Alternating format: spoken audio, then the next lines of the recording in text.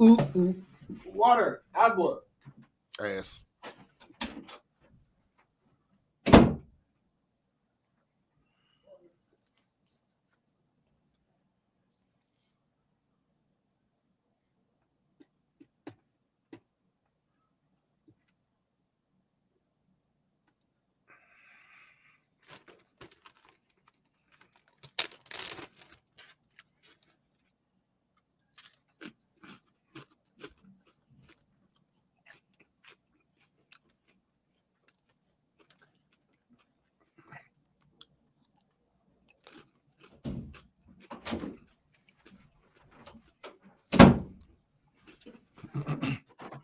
Boom. Okay. All right. Nigga, this dumbass cat. I can't hear you. You can. Nigga, this dumbass cat. Yes, The baby? Leave the baby alone. He ain't no damn baby. He the second oldest cat in this house. Oh, JB. What up, McKenna? Hey. So you know, right? To quote one of my misogynist homeboys, it's colder than a horse heart outside, right?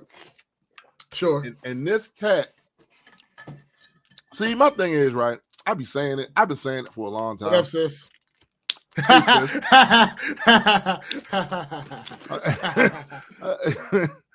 I'll be saying it for a long time and shit, right?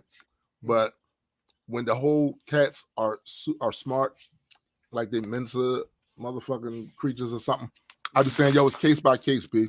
Well, just sure. like everything else. Just like, just say humans are intelligent. Well, we know quite a few. You know what I'm saying? It's case by case. It's case by case, B. Case by case. And in his case, no. Yeah. He yelled to go outside. It's irresponsible, right? So when it was like just 32, which is crazy that I'm even saying just 32, right? Nigga. When it was just 32, I was like, he ain't gonna stay out there long. He needed to see that it's cold, but this is not super dangerous immediately, right? Right. So he needed to see how cold it is, so he had stopped asking to go the fuck outside. And just like I thought, he went out there, and that wind started winding. You know what I'm saying? like, and not even 5 minutes, he was at the back door again. So I opened the damn door. He come hauling ass, and guess what come in with him? The wind, like, what's going on here? That shit was crazy, right? What y'all niggas got going on? Right. What's cooking upstairs? That's what the wind was doing, right? But the funny thing was, not even 10 minutes later, he was back at the door. Hey, what up, Ken? Here's the thing. What's up, Ken? Ken, where it's warm at? Yeah, I'm about to say I was just going to leave it at what's up. Right. Ken, I'm really jealous right now. Kind of salty right now. Yeah, I'm hating. I feel you. So not only did 10 minutes later did he beg to go out, but not even 10 minutes later, when I looked at the temperature again, it had gone down. So hell no, your ass ain't going outside. That don't stop him. And God. Every time.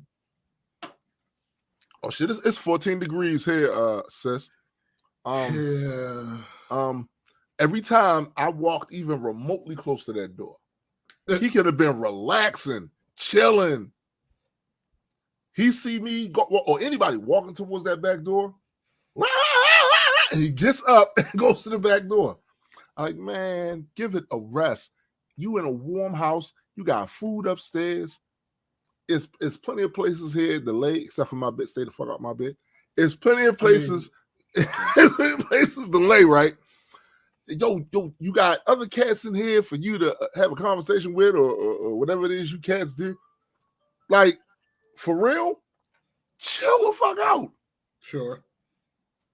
He was a pain in the ass, and I know, like, he hasn't started yet today, with that bullshit. But that's also because this is not the time of day that he typically likes to go out there. So he's not even thinking about it at this point, right? I don't know what the temperature's supposed to be later on in the day. 23. 23 is the peak for the day. Nah, see, but he typically likes to go out around 4 or 5. 19. Your ass gonna be in the house again tonight. Ain't nobody doing that. We're not doing that. We just aren't. Yeah. All I need is a Christmas tragedy. Another Christmas tragedy. Nigga. You know what I'm saying? Nah, ain't no way. Get your ass in here. Sit down. It's your dumb ass. Now, you've been around for 12 years. You only really started going outside on a regular basis within the last 3 or 4. Right. You've been a scaredy cat your whole life. You know what I'm saying? Up until now. Now you want to hunt shit. Hey. He ain't never do none of that shit before. Now he over here hunting moles and shit. Midlife crisis, my guy. Apparently, with his old ass. Hey. Discord said it's a high of 13 where he's at. Sean is 13. God damn it, Ken. What? No, he said Celsius. Right. Hey, yo, yo, that's so whack, yo. Right. So whack. I mean, so McKenna says 49 degrees is the peak down there in Florida today. I'll take that compared to this bullshit. Nigga. Yo, it's hot. It's 6 damn degrees in Baltimore right now. Yeah, y'all. It's 13 degrees. No, it's 13. Y'all further up north to me. He ain't look recently. Yeah, he must look early this morning because when I looked this morning, right now it's say 13. Mm-hmm. With a real feel of -4. Yeah. Real feel of -4, which means real feel means I don't really feel like going outside. Right. Right. And I'm not going to either. What up, Verm? What up, Verm? I'm most definitely not going to. So we at the 11 o'clock top of the hour. Indeed. We might as well start while we remember. Welcome everyone to the Black Culture Geeks podcast. This is my man SPJ. Hopefully my guy Adequate will be along shortly. I am Tombstone the Dead Man, and we are just a few geeks talking about pop culture from a black perspective. Facts indeed. So it's beginning to look a lot like fuck this. Everywhere we go. This is a very special Christmas episode of the Black Culture Geeks. Mm-hmm. What is it? Oh. What are you doing? What are you doing? I'm stepping on something. There's a top. Mm. This is what's today's 24th, so how many days we got left in this month? 7? Yo, 6, 7. So this is technically not. Are we doing a New Year's show? Yeah, we might as well. So this is not the last episode. It's the penultimate. It's the it's the penultimate. Wowzers! Yeah. Wowzers! Yeah. It's a few things we're gonna talk about today. Mm-hmm. Things that when we bring it up, you will have noticed we did not cover that, and for a lot of good ass reasons that motherfuckers displayed all throughout it. Mm-hmm. People that are in the blogosphere. But before we do any of that, let's talk about our week. Nigga. Same, Napalm. I despise this time of goddamn. Oh year. no, listen, it's bittersweet. I hate it because you were born. Yo, yeah, but outside of that, no, outside of that, fuck this. You want me to go first? Because you have a bunch, don't you, nigga? Yeah, let me get my little pittance out of the way first, right? So my week started off pretty normal, what usually is, and I came to a certain realization, right? You can't beat City Hall. Oh, I mean, you can't. You see, I told you, we discussed this, I think, on the show before about my perverse sleeping habits, right? Yeah. It's horrible. And what I decided I was going to start doing is, I didn't want to do this, but I don't really have much of a choice. I'm not being able to shake this shit. To go back to an old schedule. And that old schedule, for the most part, was the schedule I was on when I was working overnights. Mm. So basically what I'm saying is I am up most nights all the way up until like 4 or 5, some shit like that. And then I go to sleep. Mm. The results varied, but I gotta say, helpful. Yeah. Okay. Because I'm getting a little more in, and you know, like I said, to change my working schedule, I can do that. Thankfully for working from home, right? Change my working schedule up a little bit, but also from a creativity, my business, Napalm. From a creativity standpoint, right? One of the things that I always like to be when I'm in that space is clear-headed, and when you're fatigued, you are not. And because I'm always like going, I'm always going.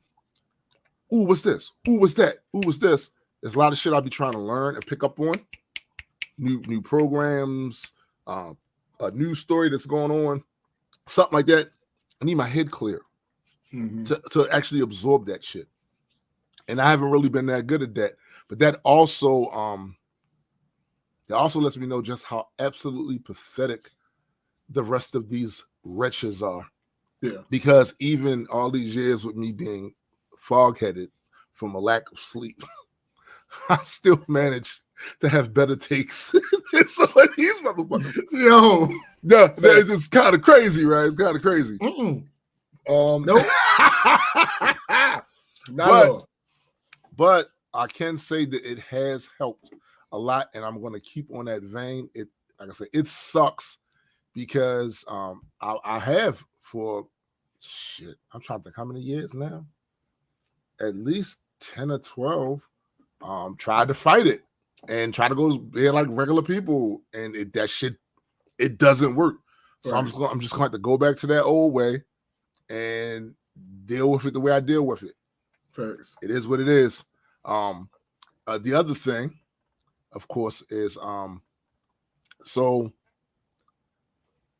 you ever look back at your childhood, and there are these new dynamics now that in the family that you're an adult that you never knew anything about and could have sworn that wasn't even part of nothing when you was a kid, and now all of a sudden everybody like, no, it's been a thing. I've been going through that. So one of my cousins, this is the first, this happened really this year overall, but I'm adding this into the loop. One of my cousins, so I didn't know he was a cousin. As a matter of fact, I didn't know he existed. One of my mom's sisters, Mom Betty, rest in peace. She had like 5 daughters. I started noticing on the family group pages that there was a guy there. And I saw the oldest of the 5 daughters calling him her brother. And I'm like, they ain't got no brothers. There wasn't no boys in that family. What's going on here? Right? There's no boys in that family. And I saw how everybody, I'm like, where the fuck was I? Now, before you say, oh, it's possible because you live far away. No. I probably lived 5 blocks away from them my whole childhood. Well, from what I'm learning now, he was the son of their dad that he had before, his mom's. I'm believing that's the way that goes. But I didn't know. And to see the way everybody responds, like, oh, yeah, he's been there. Like, where? Listen, I know I'm very distant now, but I wasn't then. It's a picture floating around too of all these kids lying in the bedroom around Christmas time. They got their pajamas on. It's a TV over there playing some Christmas show, and they all in around said, "This is how we used to be." And now we get older, we barely even speak to each other. That picture right there, that was us. That was us. And I don't remember none of that. The second thing is, so my sister hits me up about getting my mom a piano, or one of those keyboards, electronic keyboards or whatever. She asked me what would be a good brand for her to get.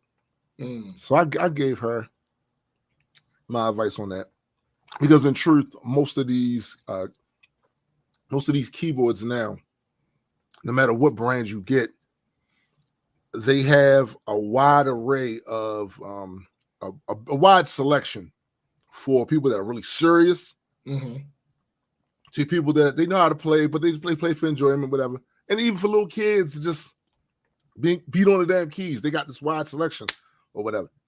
So when I talked to my sister about it, I was like, she figured out which one she wanted to get. I said to her, wait a minute, does Mama play the piano? And she says, yeah, she used to play all the time. I'm hoping she, get back into it a little bit. Where was I? Where was I? I had no clue. And the thing that's crazy is, there was a point in time when I was supposed to take piano lessons, but the classes were just way too dumb. I was young; it was way too dumb far for me to go to take to go every day for this class. But if Mama could play, she should have showed me. Listen. The person that showed me about how to play by ear a little bit is my cousin Robert. He did that with my grandmother's piano. If my moms knew how to play, I certainly, like Discord said, I must have had a personal Mandela effect, because I don't remember my mom ever knowing how to play. And listen, she used to buy me keyboards after I showed the interest in it. Like every so often, she buy me another. Here, get this. Here, get that. She was very instrumental in me, like getting into music for real. I would say Robert was first, and then my mom's kind of cultivated that by just buying me keyboards. Like, here, take that. Here, take that. But if she knew how to play back when I was growing up, I certainly had no knowledge of this at all. I don't have a single memory of her tickling the ivories, so to speak. Right. Not one. And I believe my sister. Well, maybe she did try to get you onto it, and you was just like not with it at the time. See, that's the thing. I don't remember. The person I remember introducing me to the whole idea of playing keyboards, and I was probably like 5, something like that, was my cousin Robert. And he showed me how to play by ear, and he could actually like play. Right. But he could play almost any song just by ear, for real. Like, oh, okay. Work it out. Bam. That's how I started doing beats eventually. That same technique that he showed me back then. Like I said, I never recalled my mom even taking my keyboard and just, showing me, this how you do it, young man. I never. I don't recall any of that. So that was a revelation to me, so to speak. But I'm hoping she does enjoy the keyboard, because sometimes people need these extracurricular things to focus on, right? And I think she could use that. It's much better than her watching TV all damn day. You know what I'm saying? Absolutely. So I'm hoping she definitely takes to that like a fish out of water. She's been fish in the water. And you know what I'm saying? But other than that, that's kind of been like my week, other than the other stuff that we're going to talk about later on in the show. So what about your week, SPJ? Negative. Yo, there's so much that I can't even talk about on here.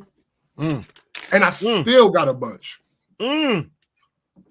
So, first and foremost, the rollout is at its end. Ladies and gentlemen, my new single, Memories, is out. It's out. It's out there. Gang. I know it's up on Spotify. Hold, stop for a second. Glad you mentioned that. What I do now? How the fuck did you get that up? Yo, literally, you know, Spotify does batch uploading. Mm-hmm. It's like they're sitting on 10,000 songs or so. Mm-hmm. That's in process hell. One of those 10,000 songs is one of those extra being entropy songs. Huh. It's literally not up yet. You know what I'm saying? And I'm like, how the fuck did you get yours up so soon? Here's the thing. So that's funny. In real time, you've just altered my week. Wow. So I know it's up on Spotify. I am inevitable. Shut up. I got an oddly worded email from DistroKid saying we found your song on iTunes, which I'm confused because y'all sent it there. Yeah. So whatever. Probably just bad grammar. But that's the only thing I know. Like they're the only two places that I know. Oh, and it made it to TikTok because that's how I made that TikTok. Right. What up, Cindy? What up, Cindy? So I uploaded it a month in advance. Right. Because they say this helps it release on all the platforms at the same time. But clearly, well, I ain't gonna say clearly because I have no idea, but as far as I know, that's not what happened. I was going to say so I won't be stressing myself out about doing that anymore, trying to get a whole month in advance of it being uploaded. But given what Tim just said about one of the E&E songs being in fucking limbo, I guess I am going to keep giving them a full month. Yeah, the song is in process hell right now. Like that's crazy. Yeah, like that thing. I think Graydon uploaded that maybe a week and a half ago. Yeah, that's crazy. I'm going to So because of that, yes, I'm going to keep trying to do a whole month. Crazy, God damn. All right. Crazy. So Atlanta. Hot Atlanta. Not so hot right now. It's like 11 degrees there too. Yes, it's something. So first of all, confirmed the reason why I fall off with my mobile games when I go on vacation. Confirmed. Well, not quite. It's 100%. No more questions about it. It is absolutely notification fatigue. Because I remember a couple days when I was down there, just looking at my phone and being like, "Yo, why the fuck do I have all these notifications? Like, yo, this shit is annoying." It's a betrayal. It's a complete betrayal of technology. Because here's the thing, particularly given what we do, notifications tend to be a good thing. Yeah, potentially. Yeah, but no, it was just there were so many times where like I didn't have my phone for a stretch of time, and then when I come back, it's like you got 17 notifications. Why? Why do I have that many notifications? Yo, that only really happens to me if it's a new app and it was something I was kind of hyped up to get, so I don't remember to turn off the notifications. Right. All of a sudden, I start getting ding, ding, ding. What the hell? Yeah, annoying. I expect it on my birthday. Right? Oh yeah, sure. That makes sense. Yeah. But on vacation, it is annoying. It is so fucking I was unreasonably annoyed by that. Like it was ridiculous. So other than that, I might not be putting this vlog out because why's that? Because I don't feel like doing the work that would be necessary to actually make it a vlog. Oh well, I mean, see, and I'm gonna tell you, bro, there is an argument for the low quality vlogs that I see a lot of people have leaned into. Remember the era of nicely produced, great resolution, great camera, nice little transitions edits. Then we had the era where people was just going, fuck it. And doing this, right? No frills, no thrills. That was it. Right. A lot of those videos got huge traction. Huge. Yeah. Not much as far as work went into those videos, and yet we'll go out sometimes and do the most produced. It looks slick. This shit could be an infomercial some goddamn where. Facts. And not get hardly any Crickets. engagement off of that. Crickets. Yeah. Crickets. It's just how the game goes. So I don't necessarily feel like it's worth the squeeze. I still may do it because I've started. Right. I've absolutely started. But it's this more than any of the other ones I've done for vacations seems like it might require a little bit more work, and I just don't know if I'm willing to put that little bit more work in. No, that's facts. I feel that. Hold you. I feel like, that. Usually I'm way more cognizant of the story, but this time I don't think I was. I had to look over it again, but yeah, I don't think I was. But you know that's like a huge percentage of video editing, right? Is pulling the story out of the footage. Yeah, you know, and it may or may not be there. Wow. So, but yeah, the trip to Atlanta overall was absolutely amazing. I don't even know where to start. I'd like to reiterate that I'm not the go somewhere and be running around all day vacation guy. That's not me. Yeah. I'm the go somewhere, relax, chill, enjoy the company I'm with, light outside mingling vacation guy. That's me. And I got that because it proved the idea of investing in the right people. Yes. The people that I had with me on their trips, generally, they're like, let's do this, let's do this, let's do this. On this trip, I was not bothered. I was not bothered at all. So yeah, that just reinforces that I've found the group of travel. Well, not even the group, because again, I still need some content trips. Yeah, no doubt.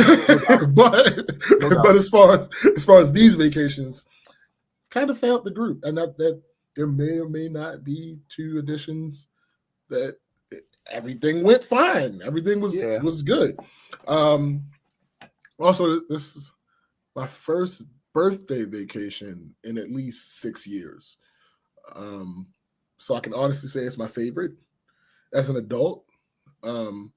Also, it was my favorite vacation of the year. Wow. And that's a high bar considering the quality and sheer number of vacations that I went on this fucking year. Again, it's not to be repeated.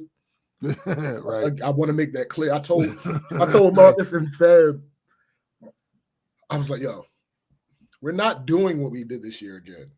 Not unless we get like substantial raises or some shit, like because this ain't it. Like, or a bag the size. Yeah, because don't get me wrong, it was fun. I enjoyed all of it, but nigga, expensive too. Nigga.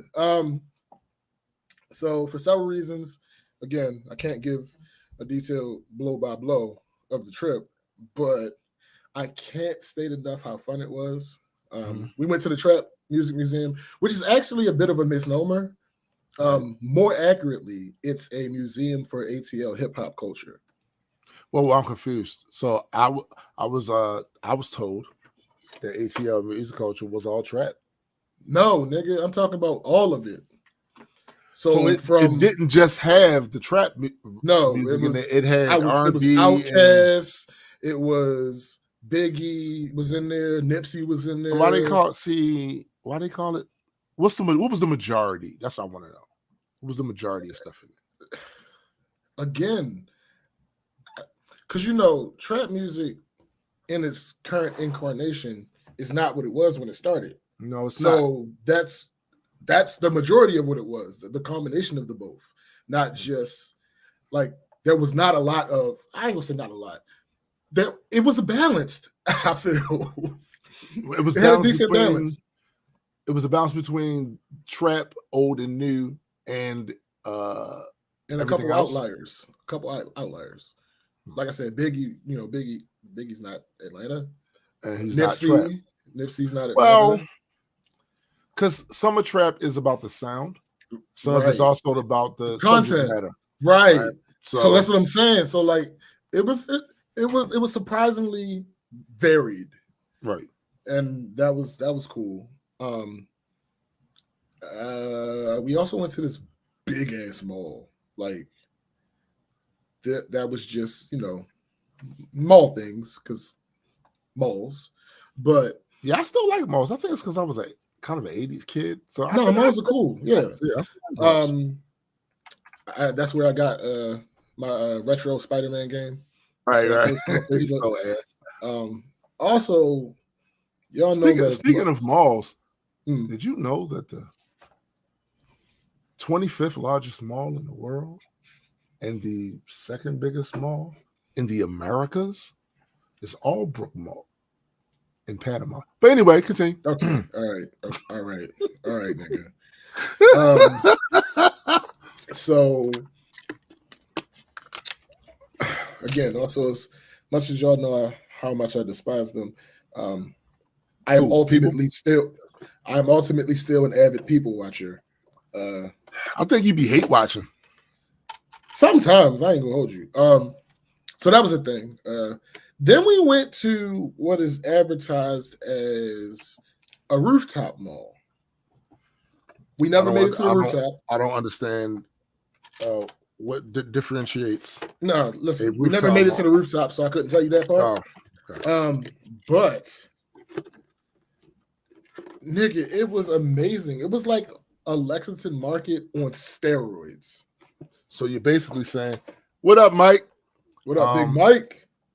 You're basically saying it was a bunch of junkies. No, nigga, not even close. Oh. Nah. There was a lot of rats and roaches. Nope, not even close. Wait a minute. Is it what Lexington Market is now? No, because it still half closed. But this shit was fire. Like the building itself was like 8 floors or some shit like that. There was only one glaring issue. What was that? They don't allow camera gear. Yo. So to that, I simply ask, why? What is the actual issue? So let me get this straight.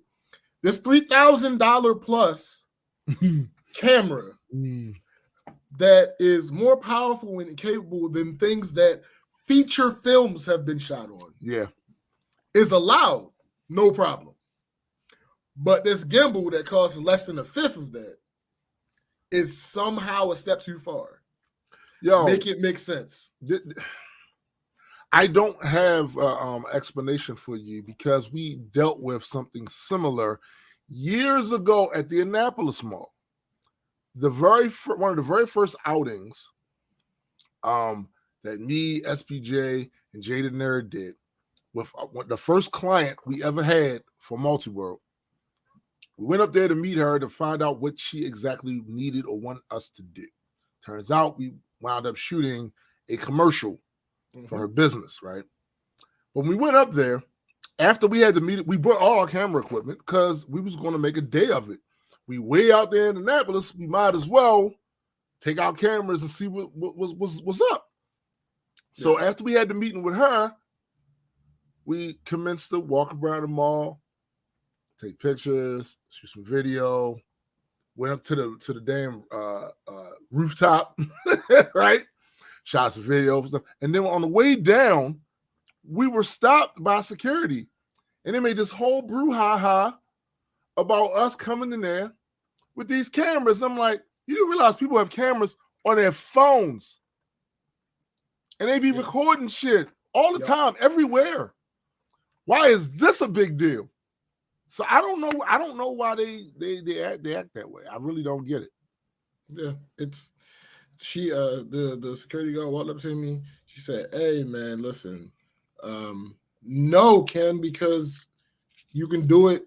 There are a bunch of places where you can do it, where people are just around. So I don't think that's it."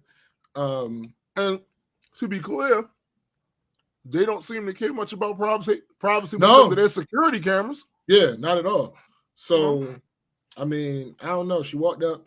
She was like, "Hey, listen, you can't have that in there. You can have the camera, but you can't have the gimbal. Yeah, that's crazy." And I said, "So I gotta have shaky footage."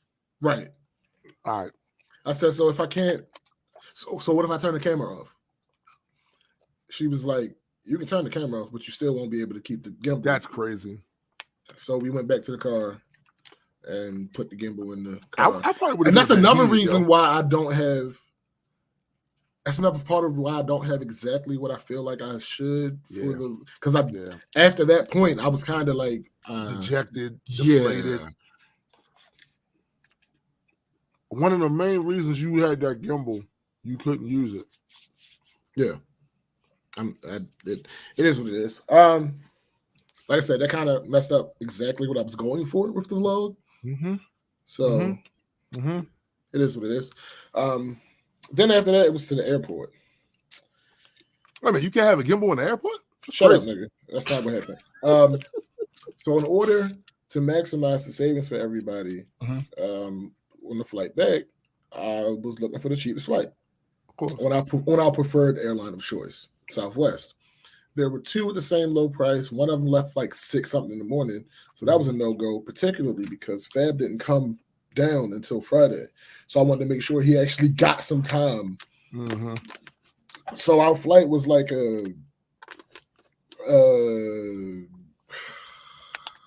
think it was like a 9:20 to 11:40 flight. Let me ask you a question about that.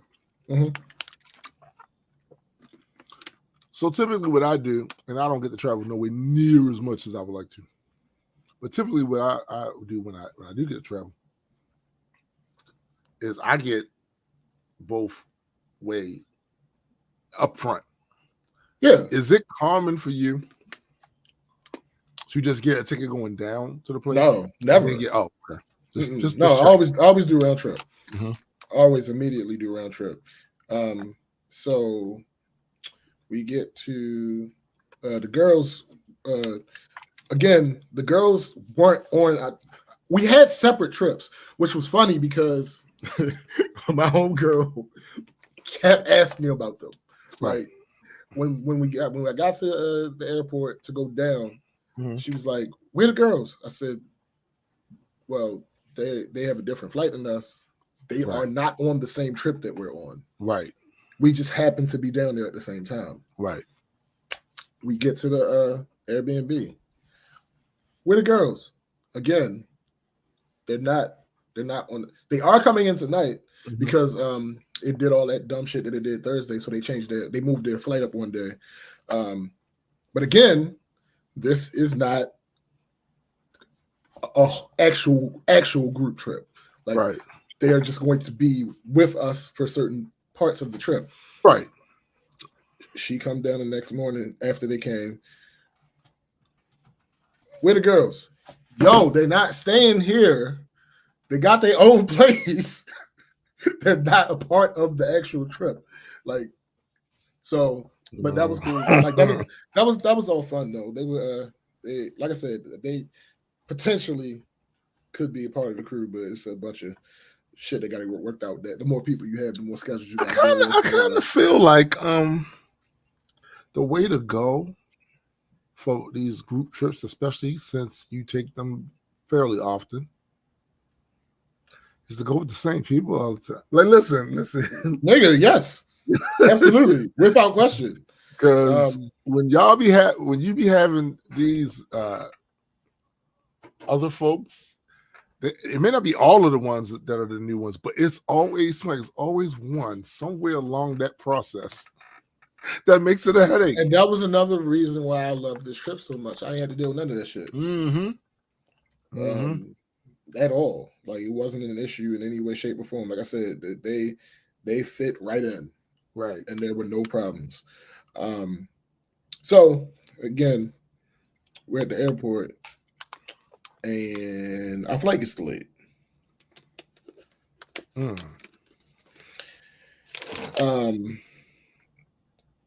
Then Delayed how long? Well, hold on. You're buried in the lead. And then our flight gets delayed. Again. No, I wasn't repeating myself. What? And then our flight gets delayed. This is ass. Yeah. So flight finally gets there.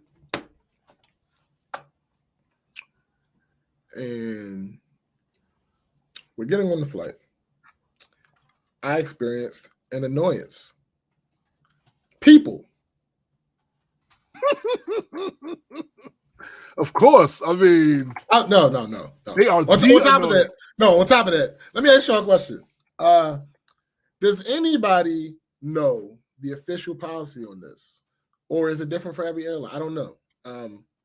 So when you get your boarding pass, there is a letter and a number on it. Mm-hmm. Correct me if I'm wrong. The number is arbitrary. There is no intent from the airline for passengers to actually be lined up literally from 1 to 35, right? Mm-hmm. Because it's not logical. Right. Since they don't call individual numbers. Right. The amount of orchestration that would be necessary to make that happen is astronomical. And that's too much work. Right. It's not realistic.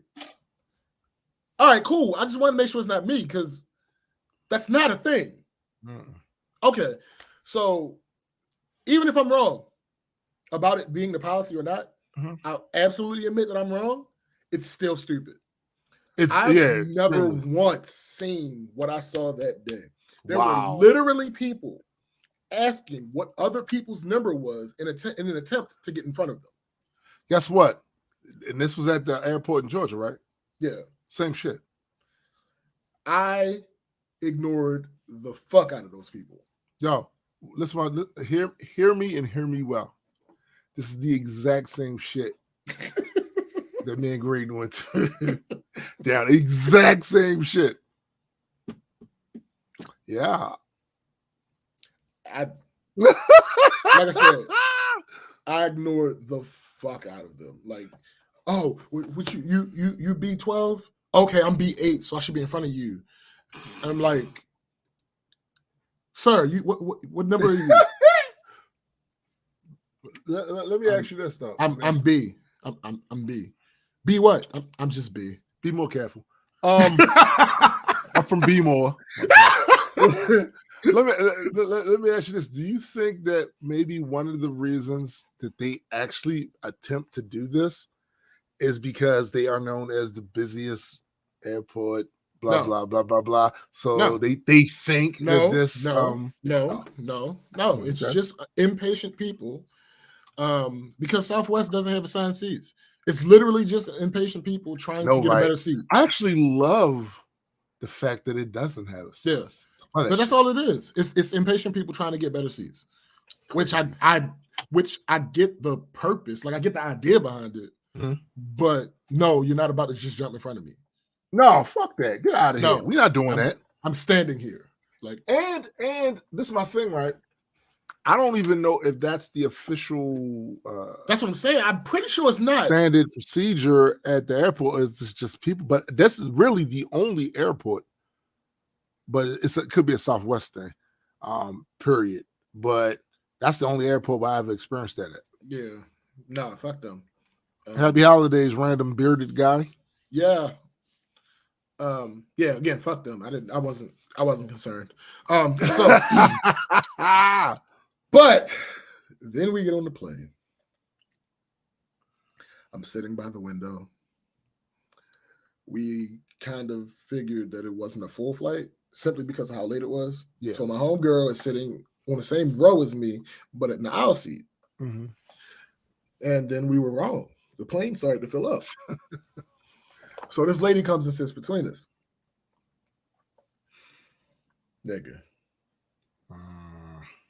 She has absolutely zero middle seat etiquette. Bro. Whatever do you mean? So now, as much as let me disclaim this, as much as I don't like people, I'm extremely sympathetic to the human condition. Yeah. I don't hold unreasonable expectations outside of the ones where I just simply ask people to be a little bit smarter. Sure, that's unreasonable. But outside of that, I don't generally hold unreasonable expectations for humans. So on a packed plane, I'm aware that the person next to me is inevitably going to touch me. I know that. I know it's like there's no way around it. I am unreasonable with that, and that's to my detriment because I don't like people touching me. Right. Because this tickle when it go in. Stop touching me. But no, I get what you're saying. I get what you're saying. Oh yeah, phrasing. I get what you're saying. So I know it's a thing. I know I'm not being unreasonable, especially if the people involved aren't super thin, right? You know, that's those seats ain't. You're in America, baby. Nigga. Where they those seats ain't the widest. Right. Yeah, those seats ain't the widest. So this one ain't super thin in the United States. Hey, listen. So when she sat down, the first thing she did was put down the tray in front of her. She put her stuff on it, and then she laid on it while swinging her legs inward and out. Oh, no.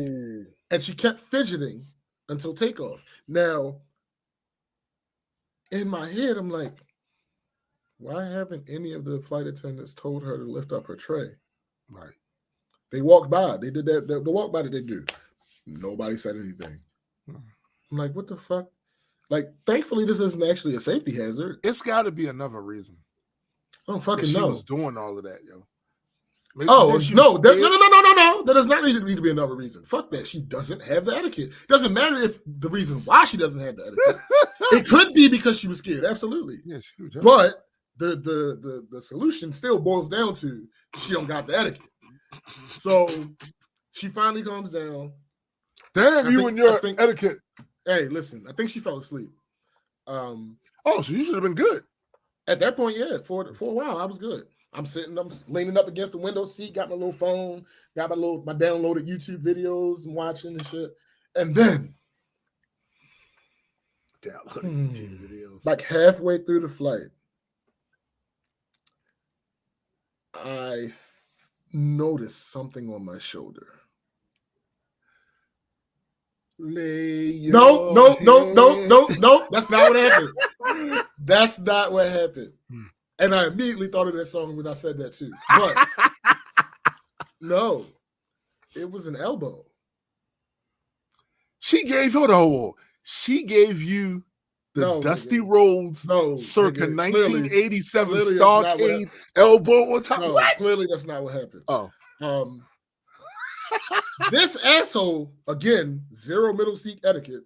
This asshole, for some reason, thought that she could go to sleep like this. No! And that her arms would stay like that.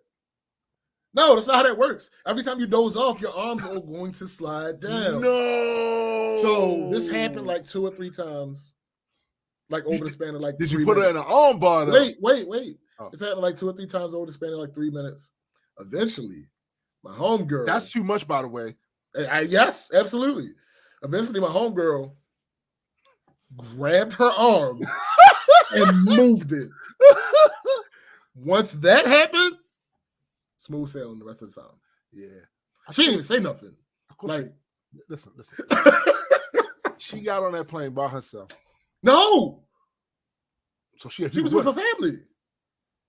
It's just that they got on so late that they couldn't sit together. Oh. Yeah. Yo. Was this Kristen that did this show? No, it wasn't Kristen. No, we was on different flights. Oh, damn.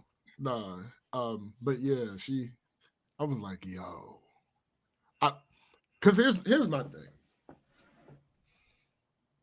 I was not going to be the one who cussed out the black woman on the airplane. Right? And also, please be aware, that had you done that, it would have been an issue, bro. Yeah, but I had never been so happy for someone to put their hands on somebody else. Oh, come on. It's been several times in your life you were happy. I mean, come on now. But several times. She physically grabbed her arm and moved it. I was like, yes. And no more problems the rest of the flight. Of course not. Not a single one. Of course not. But wait. There's more. So we land. Not with her, but we land. So we're waiting for their bags because I didn't check a bag. So they tell us to go. They tell us which carousel to go to. Mm-hmm. Bags start coming down, but Dawn, my Fab and my homegirl don't see their bags. Wait, but this is back in Maryland now. Yeah, we home now. Okay. They don't see their bags. Mm-hmm. 10 minutes later, you know that is a fear of mine. Nigga, I get it. I get it. 10 minutes later, the announcement comes over the PA that tells us that our flight's bags are actually going to be on a different carousel. All right, cool. So we walk over to that one. About 10 minutes later, the bags start coming down. They make it through about half of the bags, and then the bags get stuck coming down the carousel. But we couldn't notice because there were still a bunch of bags that people weren't picking up. Right. So about 5 minutes after it happened is when the announcement came on the carousel. Yeah, the bags are stuck, blah, blah, blah, blah, blah. About 20 to 25 minutes later, the carousel starts back up. Took about 5 to 7 more minutes for them to finally get their bags. Right. Then we leave. We start to leave. Fab's car is like 10 minutes away. So we get to his car. We in the home stretch. We get off that last highway necessary on our way home. We get to the off-ramp. In the middle of the off-ramp, a big-ass truck just sitting in the middle of the road. That was another 5 minutes. There's stuff to do, man. I didn't get into the house until 3 o'clock in the morning. Wowzers. Yeah. Needless to say, I didn't go to work the next day. And that's why you didn't go to work next time. Yeah. Got you. Yeah. Mistakes were made. It was only one mistake. The only mistake was getting a flight that came in at 11:40. Because if it had I can't even really call it a mistake because if it had actually got there at that time, I'd have been able to go to work. True. But getting home at 3 o'clock, nah, that's dead. All right. What's ironic is you got home at 3. I probably was still up. Oh, well, no shit. So there was only really one major thing about work. This one motherfucker. Mm-hmm. So this guy's trying his best to get under people's skin, and he's not gonna like it if somebody with power bites back. Wait a minute. Are you the someone? No Power. Oh. Not at that. I ain't got no. I am a herald. I ain't the one. I ain't got the power. My man Norin Rad over there. Hey, listen, it is what it is. I've talked about him before. He's the newest manager for the company. I recently talked about the whole scanning issue at one of my jobs about 3 weeks ago. It stopped working. He told me about it. I tried to fix it. I couldn't fix it. I told him to deal. Right. Over the years, the same exact issue has come about. Scanner stops working. I can't fix it. Somebody calls the company that supports us. They tell that person that there's nothing they can do about it. Somebody tells one of our vice presidents. Right. He gets that company to come out. The issue is either fixed or the copier is replaced. That's how it goes every single time, without fail. At this time, sir. That's how that goes. Again, I expressed this to him in detail. In detail. Cindy said, I wondered what mistakes were all about. I expressed it to him in detail. He asked me what the next step is. I told him to call the company. Right. A week passes. He doesn't call them. Okay. He finally calls them, and they tell him exactly what I told him they were going to tell him. Mm-hmm. He calls me and tells me what they said. I said, okay. The next step is you call that particular vice president, and let him know. Right. A week passes. Then comes the Friday before the vacation. I talked about this on that show. Instead of doing what I told him, he called the company again and then called my supervisor, who's not my supervisor. When I got to him, we had a back and forth about what he did and what he was supposed to do. At the end of the conversation, again, I told him, call that vice president. Can I say? That's the next step. Call that vice president. Slight tangent, but it's related. So my second day of vacation, my boss calls me. I didn't get the call. And wait a minute, was it your boss that's not your actually your boss, or was another boss? No, my boss. No, they are two different people. Okay. My boss called me, and I didn't get the phone call. When I got to my phone, I saw that she had sent me a text. Mm-hmm. Basically, she was apologizing for calling me on vacation. She needed to know something about this online program thingy, and she only needed like 3 minutes of my time. I said, all right, cool. It's not a problem. Particularly for all the shit that she goes to bat for us for and all that shit. No doubt. Fuck that. 3 minutes? Cool. I ain't doing nothing right now anyway. I call her back. Somebody else answers the phone, her cell phone. My boss is on the phone with this person that I'm talking. Well, my boss is on the phone with the only other person that could have answered her question. I wasn't needed anymore. But the question I had was, why was this other person who answered her phone in her office? Turns out it was the fault of the manager that I'm talking about. So fast forward to Tuesday, when my first day back at work. Right. My supervisor was not my supervisor. Tells me that this guy called her a couple times while I was away. At some point last week, he said to her, "I'm giving you one more chance to fix it before I call this vice president." Let me explain a couple things. Let me explain a couple things. First of all, he got lucky because my supervisor who's not my supervisor is not one to threaten. Right. But the people at my job that work out in the field don't really get a chance to see all the vice presidents that I talk about on here. Mm-hmm. They historically really only see the one. There is another one that they see, but I don't know if they really know that she is the vice president. As a result, they think that one vice president that they see all the time is the number 2 person in the company. As in, there's the president, then him, then everybody else. That's not the fucking case. Each vice president has their own area that they are in charge of, but they're effectively equals. So one possibility is he thinks that we can potentially get in trouble by the vice president that we're talking about, and he's trying to save us from getting in trouble. That's potentially. Mm-hmm. Another possibility is that it was a threat. Yeah. But the third possibility is that he was legitimately saying to her, as in like she was his last hope before he had to talk to the vice president. Like she was Obi-Wan. Right. The reason that is the last one is possible is because along with them thinking that this vice president is second in charge, they are generally terrified of him. Jeez. Whatever the case, as of Tuesday, he still hadn't talked to the fucking vice president. Let me ask you this though. Are you generally terrified of him? Absolutely not. He's amazing. Okay. Yeah, I've never had an issue with him. Even when I was working in the field, never had an issue with him. Wait a minute, is that the one from before you was talking about that all these people seem to be so terrified? Yes. Wow. Absolutely. Yeah, him. And like I said, I've never had an issue with him at all, like my entire time working for this company. But whatever the case, as of Tuesday, he still hadn't talked to his vice president. So before I left for the field, I took it upon myself to go talk to the vice president because at this point, we're dragging.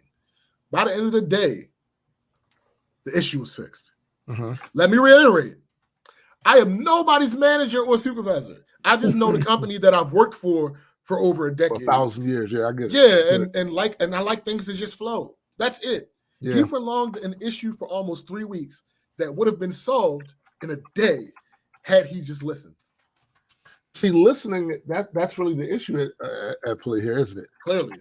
People don't listen, yo. They don't fucking listen, yo. It's like, bro, what are you like? You're legitimately getting on people's bad side. Yeah. And I ain't nobody's bad side to care about, but it ain't me that I'm worried about for you. I mean, on the job, sure. Well, sure. The judge. And the crazy thing was, I was going to sit down and have this man-to-man with him, Mm-hmm. but he was on vacation. I was like, God damn it. You know, you should have called him on vacation. Said, "Can I take these 3 minutes?" No. I just snitched on him. I told his mama. Yeah, that's hilarious. Yep. Yo, why does that remind me of Queen's Flip and Jim Jones, yo? Jones always threatening to tell his grandmother. I just told his mother, like, and she was like, "Well, that doesn't sound like him." I said, "Yeah, that's why I'm bringing it to fucking you. God." So I'm bringing it to you, Mama. Yeah, this doesn't sound like him. Well, this is what happened. So I don't know. I try to tell him he need to watch his back, and he don't seem to want to hear it from me. So maybe he'll listen to you. You're not the one he wants to hear that from, B. Right. So Thursday, just a minor thing. I was stuck at one office for like 3.5 hours, simply because the particular computer that I was working on is like extremely slow. And it had a whole bunch of updates that weren't installed because they don't turn their fucking computer off. And what I had to do involved shutting the computer down twice. So every time I shut it back off, it took forever. And then it took forever coming back up because it was installing fucking updates. But anyway, then yesterday was a short day. The most didn't do anything day I've ever had at work in a while because I get to work. We were supposed to close at 2. I get to work. Like before 11 o'clock, they're like, "Yeah, go home." I'm like, "Oh, all right," because they thought it was going to get worse than it did. Yeah. So yeah, because that was the one thing. Like, I haven't gone outside today because I refuse. Sure. But there was a thought with the cold coming in at the same time. There was some precipitation. We was gonna have a serious ice issue. I haven't gone outside to check yet, but just from the time it stopped raining versus when we actually had that deep freeze, I don't think we really got what they thought we were going to get with that. Thankfully. No, absolutely. It wasn't as bad as it could have been. Right. The variables were there for it to be really, really bad. Yeah, really sucky. Yeah, and it didn't happen that way because, like, on the way home, the worst part about the threat of bad weather when I actually have to drive, the worst part about that shit is the other people who have heard that there is a threat of bad weather. That's a fact. Because it was not bad when I left, but everybody was driving like it was. Yeah. Or it was about, yeah. And it's like, what the fuck are y'all doing? If y'all get to your destination, y'all won't have to deal with the shit when it comes. Again, but it didn't end up coming. That's also, I'm not going to say it's exclusively a Baltimore thing because I don't think it is, but that is something very common in Baltimore. Oh, sure. When there's a forecast of some sort of inclement weather, some sort of event that's going to shut shit down, long before the event is even really taking place, people start driving crazy. Right? I'm like, yo, wildin', just get out my way. Please just get out my way. I don't want to be outside in this shit. So I'm trying to get home. No, because again, it didn't happen. Oh, yeah, well, true. It ended up not happening. So, like, I got home in time to go inside of Walgreens, then to go inside of Wise, then to go get some food. Like, nigga, I thought that I was gonna get home in time because I needed to do one of 3 things. Right. I either needed to get food to eat immediately because I hadn't eaten that day yet. I needed to go get food to last for the weekend, or also I was contemplating getting my picking my medicine up, but I don't actually need it until like sometime next week. But it was ready. Right. So I ended up actually doing 2 of those things. So good job. Anyway, so on to my birthday. So okay. So my birthday was Wednesday. This has been the absolute best birthday for me in a long time. The sheer amount of love shown on top of the verbal love that I always get has been almost overwhelming.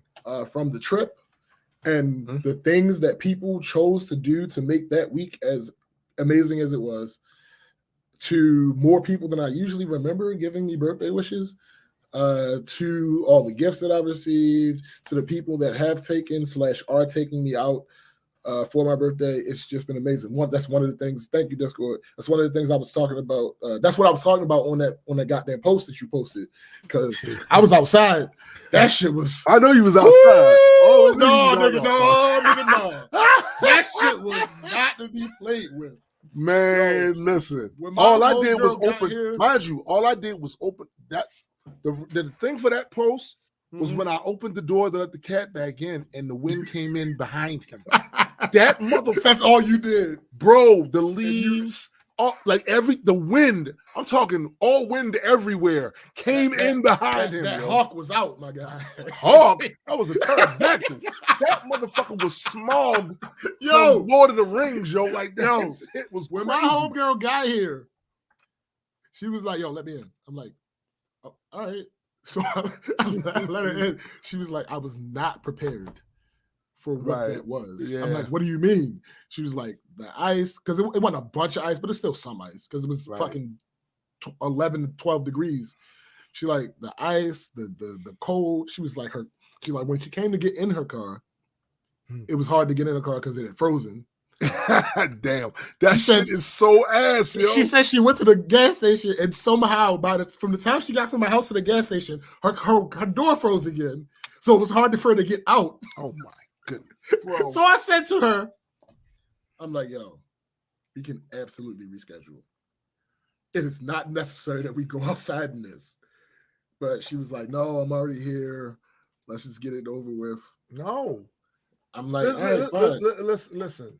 And I'm glad that this particular part of your description of your week came up, because it just puts in the mind of me all the reasons why I gotta get out of this. This shit is top of the list. Yeah. You know what I'm saying? Especially absolutely. Without question. I have new associates that live places that don't have to deal with this. Facts. And then Ken comes up on here. Right. You know what I'm saying? Fuck He's him. living in eternal spring. Right. Bro, I can't keep doing no, this. No, it's absolutely. I can't keep doing this, bro. It's the worst. Like part of me was like trying to convince her, like, let's not do this today. Yeah, right. Word. But she said she would have felt bad if we didn't go. And I'm like, all right, fine. That was cool. It was good. But nigga, Cheesecake Factory, right?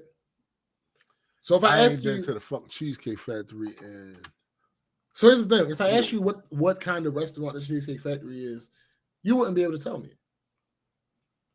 Nah, because it don't have a designation. Right. It's like a random shotgun mismatch menu of different foods. Seafood. There's really no theme. Steak. Yeah, it's no real. Yeah. But they do have cheesecake, so there's that. Cheesecake. My food was good. I got the pizza style chicken parmesan.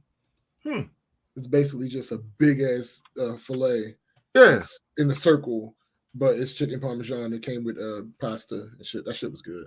Pretty good. But anyway, it was cute watching my coworkers in my department try to scramble to get me something for my birthday because they forgot it was my birthday. Please don't get it misconstrued. I want to be clear on this. I am extremely grateful for everything, but I wouldn't be me if I didn't catch all the clues that say they clearly forgot that it was my birthday. Like the fact that they all got me the same exact thing. And I'm sure it was from the Walgreens next door. Mm-hmm. They were all gift cards, which I've gotten before from each of them. The other clue, though, was that they always write on it somewhere how much the gift card is for.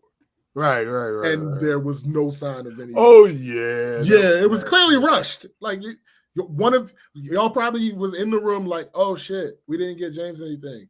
One of y'all was like, hey, I'll go next door and I'll get some gift cards and some birthday cards.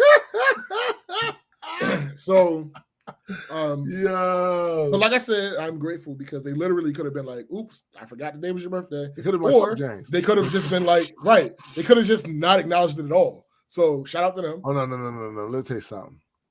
One thing I know for certain is that at some point in the history of y'all being friends, you have walked into a room full of them and suggested that they acknowledge you. Oh, shut up. So what else? That one friend that has stuck stringently to deciding to just call me whenever the fuck she feels like it. Oh yeah.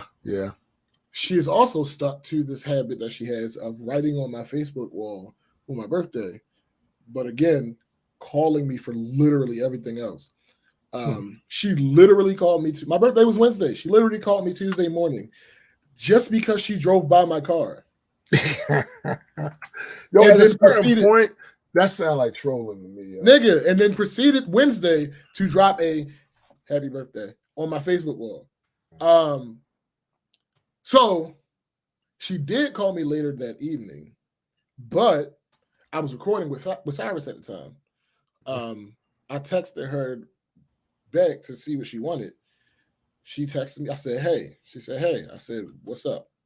I have not heard from her since. Wow.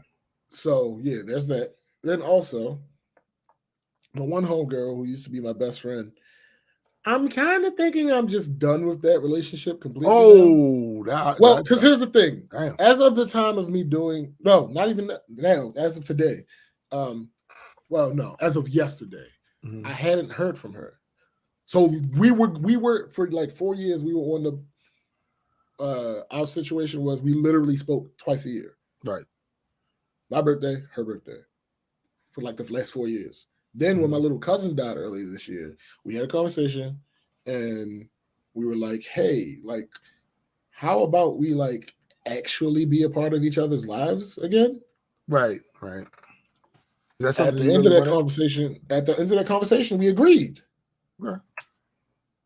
I spoke to her one more time. Yeah, I think that's a dub. Then she didn't say anything to me on my birthday.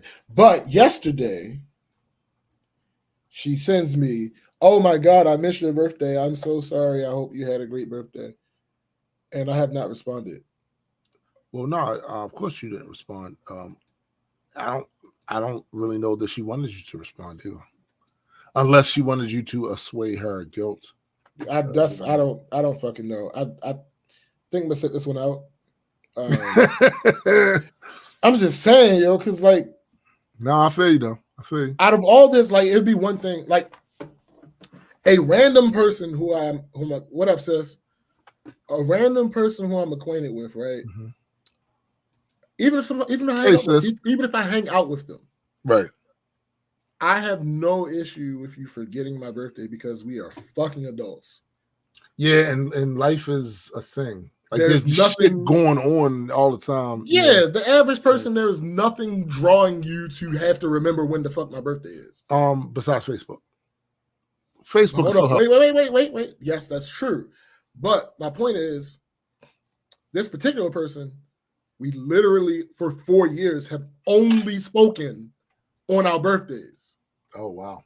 So there's really you don't have the excuse of not knowing it was my birthday. These are the facts. Right. These are the facts. Then the other thing with the average person, I can accept I didn't realize the day was the 21st. I can accept that from the average person. You're a teacher.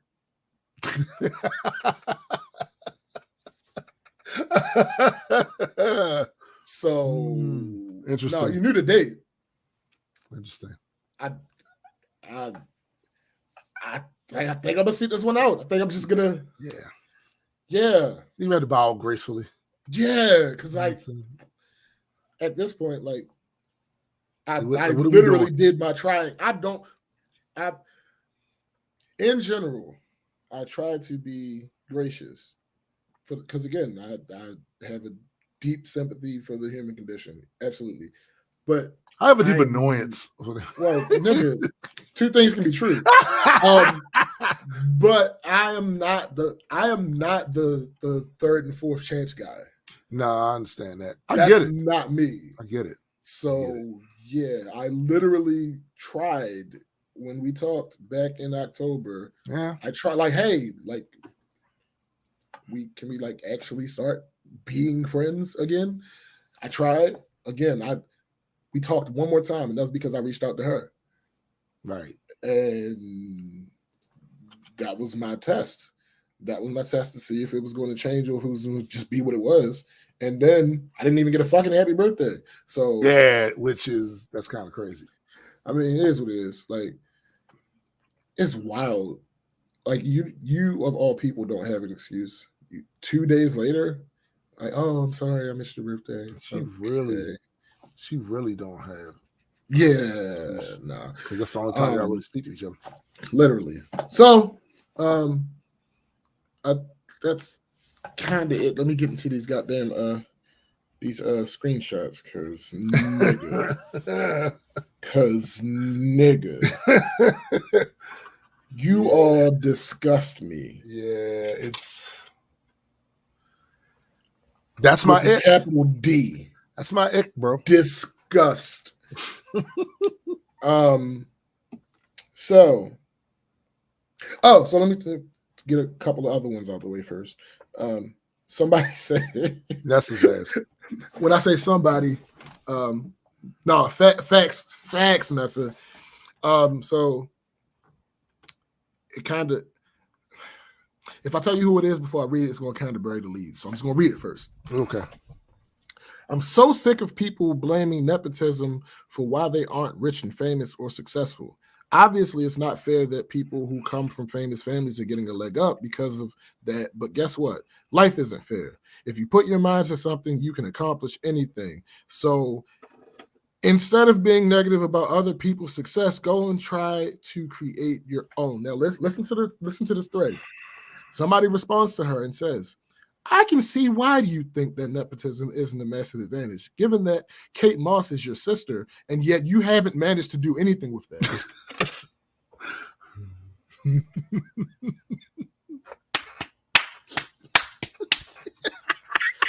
Nigga, she just got her face smacked on social media. Nigga, she got paintbrushed.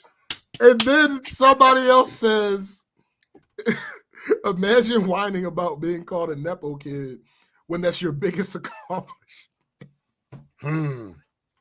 Nigga. All right.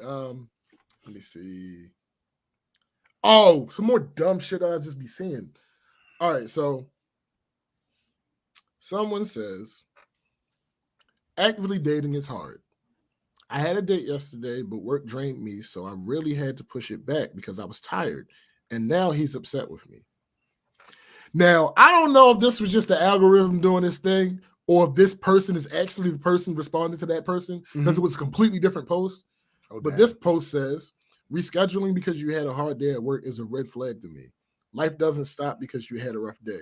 The real deal is you're either not that into me or didn't want to go out in the first place. No, nigga. That's not how that works. She said what she said. Like, she like, said what she said. This idea, like y'all really don't be understanding how this shit perpetuates. She said what she said. Y'all. This is literally a form of capitalism that you don't even realize it. Yeah.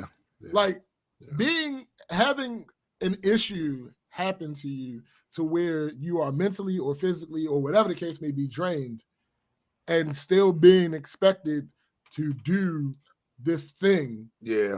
No, it's not like I'm not telling you. If she did that and didn't say nothing to him, 100% I'm on her ass. Yeah, absolutely. But she told him, like, hey, this I ain't got it in you. I ain't even hold you. Like, I am exhausted. I won't even be that much fun to be around. Bruh. Yeah. Like the reschedule. Like, can we reschedule? Like, what the fuck you mean? It was the first date, Cindy. Yeah, sometimes shit happens. Right. Sometimes shit happens. Like, I'm not like I said, witnessing some of the things that I see from humans makes me feel like a saint sometimes. I ain't even gonna hold you. Like, yo, you know what? The thing with me is I don't even be like feeling my sainthood. Like I think they're just so bad. Like yo, like no, like for real, like I've had moments in my life, right? Those look where you shouldn't have did that. You know, goddamn right. And even with those, some of the shit these motherfuckers be doing, yo. What is wrong with y'all? Y'all need adults. They need handlers. Bruh. They need handlers. So another one. I can't remember what this. I can't remember what this video was. Oh, okay. So this might be a little controversial, but it is what it is, and it's how I feel. So whatever. So it was this video of what I believe is a couple, and they were talking back and forth, and they were talking a little bit about their history, and they were friends, and then they turned into kind of friends with benefits. And basically he was saying, like, in the beginning, I wasn't with it. Like, I was clearly not ready to be in a monogamous relationship and hold you down the way that I should be holding you down. So I was very, very honest about that. And she was saying, yeah, at no point did he try to deceive me. He was 100% honest about that, and it was what it was. You've seen this before. So somebody quote tweeted that and said, niggas always think being honest is as good as being a good person. And my response to that is, grow the fuck up. Here's the thing. No, fuck that. Here's the thing. Oh, I hate people so much. Listen, it is not my responsibility to make you not like me. Right. It is not my responsibility to somehow control or manipulate your feelings. Right. If I'm telling you, nah, like, I'm not ready to be in a committed relationship with you. Right. What you choose to do with that information is what you choose to do with that information. Yeah. Do I agree that if that's what she wanted, she should have left him alone? Absolutely. Right. 100%. I agree. However, that's not what happened. Nope. And that's not his fault. Thank you, Sadiq. Right. Like, that's not his fault. Niggas confused being honest for being a good person. No, what? Nobody's done that. See, yo, this is the thing that really killed me about all of that right there. Is that no one's done that. Listen, I know honest assholes. Everybody does. So no one's doing that. But in this particular situation, that does not apply. Yeah. If he or she tells you their intentions up front, that they are not in it for no super monogamous, right? We right here. If they tell you that in the beginning, it is your responsibility to measure your expectations. Now, these things can change. Absolutely. Our intentions ebb and flow. Because, like I said, I'm pretty sure it looks like they ended up in a relationship. Right. He was ready. Right. And they ended up in a relationship. Good for them, I guess. But again, in my opinion, she should have stopped dealing with him at that point in time. Yeah. But who am I? And she's grown. Right. So, like, she maybe was in it for what she was in it for. And it obviously worked out. If that's what she initially wanted. Right. It obviously worked out. But if somebody tells you, Maya Angelou said somebody shows you. Hey. Believe them. Believe them. Yeah. All right. So another one. I think it's the last one before we get to the. Oh no, it's not. So this is the post. The guy is, there's a video. I'll explain what he's doing in the video after I read his caption. His caption says, "Women really do prepare you for the next woman. My ex taught me how to wrap gifts, and now I'm wrapping my current girlfriend gifts perfectly. Happy holidays." The video, he does not talk. It is literally just him wrapping a gift. The person who shared it shared a comment saying, "I hope your current girlfriend becomes your ex for this whack ass shit." Again, grow the fuck. Yeah, people are salty as fuck. Grow up. What are you so this gives off the impression that you want to be the everything in this person's life. It does. So he couldn't have had a past, and he couldn't have learned things from other people. I gotta say, if one of the things he learned from a previous person was how to wrap gifts, I called that a positive, because there are many things, lessons people pick up from previous relationships that aren't so good, bruh. Like, what so are we now talking about? We bitching about that. Yo, he's not putting down his ex in any way, shape, or form. No, he ain't doing. Literally, the nigga is, again, there's no music. He's not talking. It's literally just him rapping the gift. There's no music. What kind of games is he playing? Because typically these videos come with music. No, nigga, there's some nothing. shit playing in the back. There's nothing. He's literally just rapping the gift. It's literally just a video of him rapping the gift. And she like, "Oh, I hope your current girlfriend leaves you for this bullshit." What are you talking about? What? It's not me. It's not me. It's not me. That okay, said, all right. People finding opportunities to fall victim to and get mad at what another person says. Nigga. This one I shared in the group chat, but I feel like it warrants a dumbasses of the day. Akon defends Nick Cannon having numerous kids with multiple women, says events with children like dance recitals aren't important. Quote, "That's a white man's thing. Who gives a fuck about a recital?" What did I say in that group? I was like, I'm certainly happy that Akon has been revealing these inner thoughts of his, nigga, before that city he's trying to build goes up. And let me give a shout out to another sister of mine, Afidi. Afidi is a continental, born on the continent, African. Really, really, really good, smart, intuitive, brave. Like, she one of them. If the Dora Milaje was real, she'd have already been one of the Dora Milaje, right? Right. When he first started talking the building the city thing, me over here, westernized, conditioned to a certain thing over here, to think certain things are, hey, that sounds great.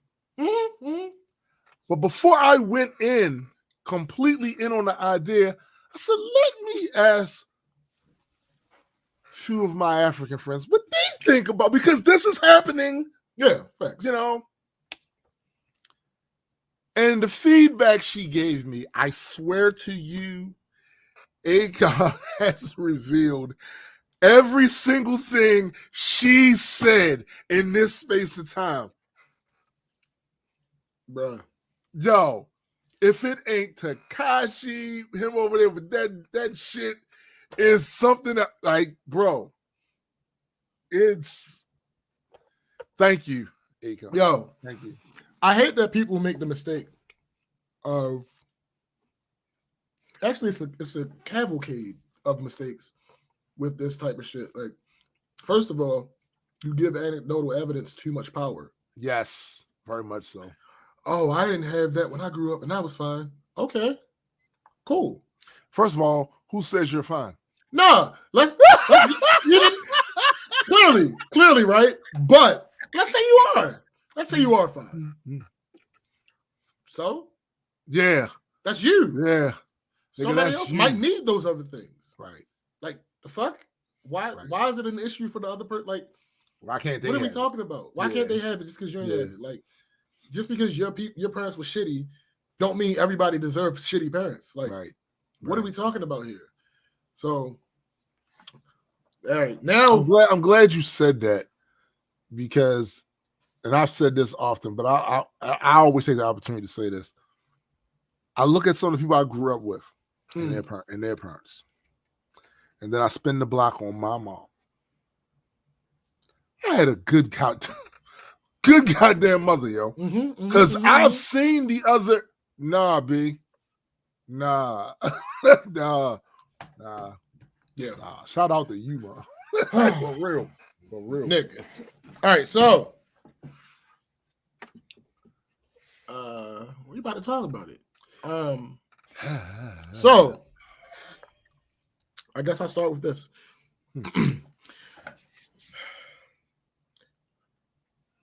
There was a very public, controversial trial that just concluded yesterday, I believe. And here are a chain of tweets from one of the reporters who was in the room. Tory Lanez was remanded on the spot, led out in handcuffs by sheriff's deputies. There were 6 total in the courtroom, 2 at the door and 4 behind Lanez. And there was quite a scene when they tried to get Lanez's father and stepmother under control. One woman in the gallery held up her hand as Tory's father was screaming about Rock Nation and wicked injustice. Deputies were forcing them all out into the hallway and telling the gallery we had to stay seated. One woman turned and looked at the reporters sitting behind her, including me, and said, "Jay-Z is a bitch. Report that Jay-Z is a bitch." Well, right now, I wish. Right now, reporters are in the media area on the 12th floor, hoping to get comment from someone. I went outside to see what the scene is like. Lots of people, but Tory's family isn't around. Can't get back into the courthouse to go back up to the 12th floor. That's like, what? The Jay-Z tie-in is that Meg Thee Stallion is a part of Rock Nation. Yeah. So by extension, obviously, Jay-Z had everything to do with this. Yeah, he helped with the finances. But no more than any other record company. For their right. Jay-Z didn't personally come and no. Megan Thee Stallion's lawyer has released a statement. The jury got it right. I'm thankful there's justice for Meg. The deputies were able to manage the scene. I heard Tory's father screaming, "Don't push me," but never saw a huge fight. It was very chaotic for several minutes, and we could hear Tory's father's screams from the hallway. Jeez. The deputies yelled at us to stay in the courtroom. Then we were allowed to leave. But as we were filing out, we could hear Tory's family in the hallway, and a deputy told us the hallways weren't clear, and we needed to go back in the courtroom. We didn't get to leave for another few minutes. Tory was handcuffed and led out of the courtroom by deputies wearing his powder pink pants, white turtleneck, and longish jacket. There were young children seated with Tory's family in the gallery. One girl who appeared about 8 was crying as Tory's stepmother hugged her. Someone remarked that the LA Superior Court had about as many deputies for the Tory Lanez verdict as it did for Harvey Weinstein, and he's 70 and in a wheelchair. There were 2 deputies at the door for the Lanez verdict and 4 at the door for Jennifer Sable Newsom's testimony. All right. So, that's funny, Nessa. Yeah. So first of all, wait a minute. Can I preface something first? Okay. I started this, like we started the show up. I mentioned this is what I was talking about. We did not cover this for any length of time. We talked about it on one episode when it first happened. Yeah. Then we let the shit take its course. Yeah, absolutely. And that was the decision we chose to make. While there were other bloggers, vloggers, and content creators that were trying to wring all of the engagement they could find from this incident. This is something that me and SPJ did not find funny, did not find entertaining, not one goddamn bit, because we knew the type of shit show this was going to be. And secondly, there was going to be a lot of factors that we were not going to be privy to. So in order to not try to sway people one way or another, at least not from our hand, our product, our IP, about who did what, when, where, we're going to let the courts settle it. And that'll be that, because this was a potentially very hurtful event for our community at large, to be honest, because people will use stuff like this to cause more division between black women and black men. We ain't down. Nah. I wish more bloggers and vloggers and content creators had been that thoughtful. Yeah. Because they did exactly what I have suggested, and it had the effect that we thought it was going to have because of it. And we had to sit back and listen to and watch these people who were one of two things. They were not formally educated in the law, meaning they didn't go to school for this shit. They didn't study this shit. Or two, they was a bunch of porch monkeys who wasn't out there in the street to put themselves in a position to have life experience dealing with this sort of thing. The back and forth to jail because you outside and you doing you. These were the bloggers that I saw the thumbnails and the videos I refused to click on talking about this shit, who had never either lived that life and had to experience prison, or they didn't go to school for none of this shit. And yet I had to hear them giving us these, I guess, TED Talks about shit like the Fifth Amendment and all this other shit. Like, yo, when you have we don't even have a huge platform. But when you have a big dumbass platform, when you get millions of views and engagement and all that shit, you do have a responsibility.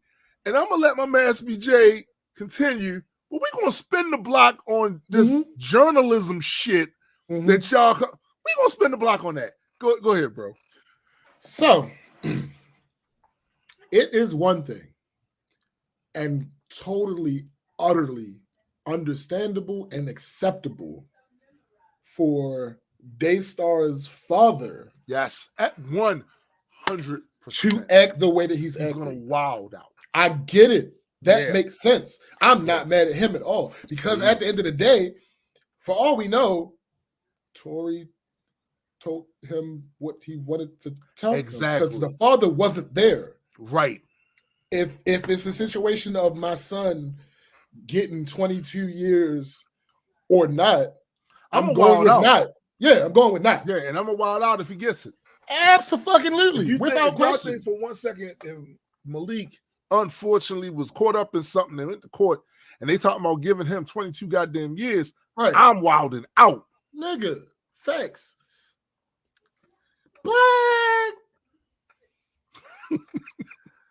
the rest of you niggas ain't his. Yeah, yo, like this. This shit is so crazy, yo. Let me. So someone says, "Oh, Scotty Beam." Scotty Beam says, "Send that miniature bitch to the Canadian Slammer." As funny as that is, that's inappropriate. It's inappropriate, B. It's funny as that. Listen, no, fuck that. As funny as that is, we must continue. Someone responds to her and says,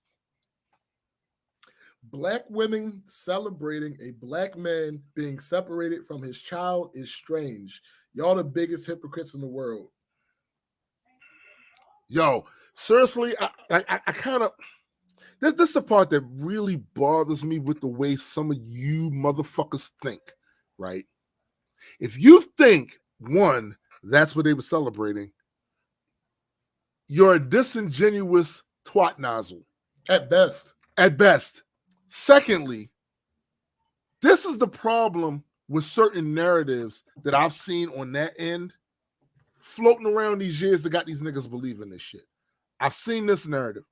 Black women didn't need a feminist movement because black men wasn't doing to them what white men was doing to white women and everything. They weren't doing the same kind of thing because they didn't have access to that, but they were doing other things that were 100% scaled to our situation. Yeah. Stop it. So somebody responds to him and said, okay, so if a nigga shot your mama, you would be on here crying about separation because he had a son too? I mean, let's, you know. Miraculously, said guy never responded to that query. Of course he did. Maybe he got busy. I don't know. And listen, we were talking, I think this was this past week when I shared with you the video about Pusha T and Kanye. And I was like, thank God that one of my favorites got some motherfucking sense. While it's still trending the opposite way. T-Top. Of course, T-Top. Terrell. Tory got found guilty? No, y'all got to be capping. By itself? Not terrible. Yeah. Not terrible. Still a little off, but not terrible. Response to him. The jury had a full day to deliberate all the available evidence. And you don't think he guilty? How long did Terrell deliberate and pour over? This is the thing that be getting me about you people, man. Terrell says, no, he's not. And the evidence doesn't say he did it beyond a reasonable doubt. What the fuck is wrong with y'all? I don't understand. I blame Jay-Z. Also, he came by that reasonable doubt shit now. All these niggas think they that's can funny. throw this in. That's absolutely hilarious. I just got a notification from, I think it's gone now, but I think Hip Hop is Real. No, Battle Rap Trap. One of the two. Talking about Averb going off about of all. Oh, Mr. you I already hate women. Yo, yep. This the other thing that you motherfuckers kill me with. All of you know, especially if y'all have been as tapped in as you act like you are. Y'all watched Everyday Struggle the same way I watched Everyday Struggle with Joe Budden and DJ Academics. Yeah. You obviously had to have watched one of their biggest episodes when they had Tory Lanez on there. And if you watch that episode, you can clearly see from the things he was talking about and how he came across. He's a very volatile little man. Now. No, hold up. You don't even need that. This is the same nigga that the rapper Dex had made fun of him. He ran down on this nigga with a gun. Yeah, he ran. And made him apologize. He talked about that on the Everyday Struggle show. Yeah. And this is the same nigga the shit, that just assaulted Algus Alsina on camera. But yet, y'all feel like it's impossible that he did that. He's this tall, right? His hair was going for a little while until he went and got the hair plugs. Y'all gonna sit here with a straight face. A lot of you guys gonna sit with a straight face and act like it's totally unthinkable that he wigged out, being drunk, being somebody said something to him that was kind of crazy, right? Y'all act like he wouldn't have wilded out when he was wilding out this whole time. His little ass was wilding out this whole time. From what I understand, Mr. Anderson. What up? From what I understand, not only does this nigga got a Napoleon complex, but he also has a God complex. Yes. The whole reason this shit happened was because he attended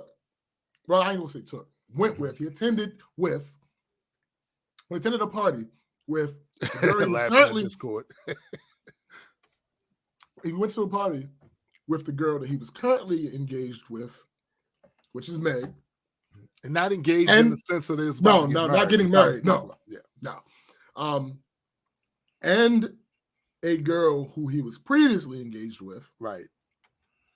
And at said party, while he was with them, he was trying to become engaged with another individual. Yes.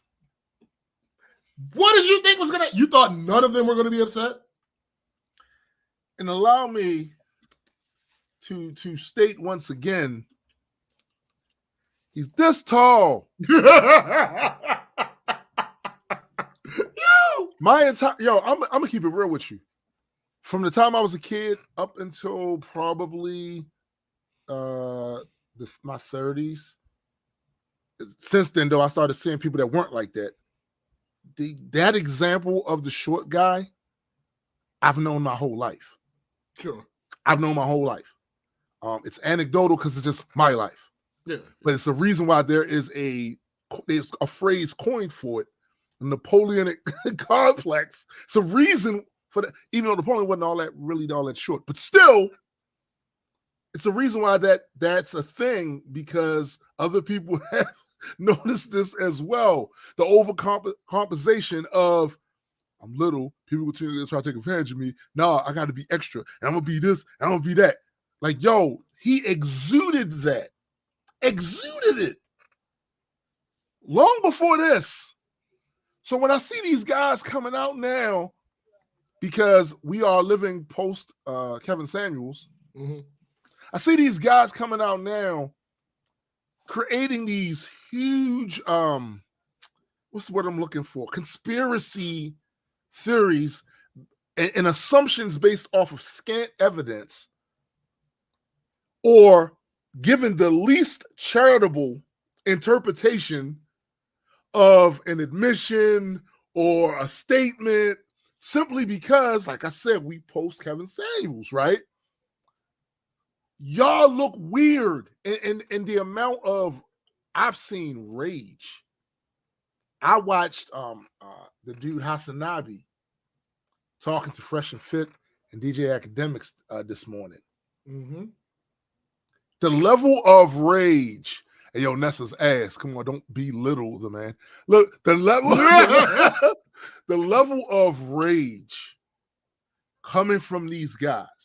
Meanwhile, Hasanabi is talking very calm, cool, and smacking down their points, right? But he's talking very calm. The level of rage shows me that this doesn't really have anything to do with Tory. Oh, thank you. And for the record, at some point, everybody involved in this lied about something. So as far as I'm concerned, that part's a wash. You bringing up this person lied when they said that person lied, when all of them involved in it at some point in this process, until they got to court, right? Told lies into the press. I don't even understand why you're focusing on that and not the stuff that was revealed in the courtroom, with the jury actually got to see. But they got their peepers on that was told to them they must consider this and this alone. Not all that other Ringling Brothers, Barnum and Bailey bullshit that was happening out there on social media or on you motherfucking journalistic bloggers, right? None of that was what they were sent to consider. But you surprised though, because this ain't about Tory, and y'all know it. This is about this ongoing bullshit. This ongoing bullshit between black men, black women. Shit that need to stop. Shit that you're going to crack your community apart with if you don't. You're going to ruin another generation of children and how they perceive each other with this bullshit. And all you leaders, I'm a man, I'm supposed to be the leader, are doing some very uncharacteristic things that you would expect from a leader, because you're not observing a problem in the community you profess to lead, and you're not doing anything to calm that shit down. You're feeding into it. Keep it up. Keep it up. I mean, keep it up. I don't know if they have a choice at this point. I think it's ingrained and inherent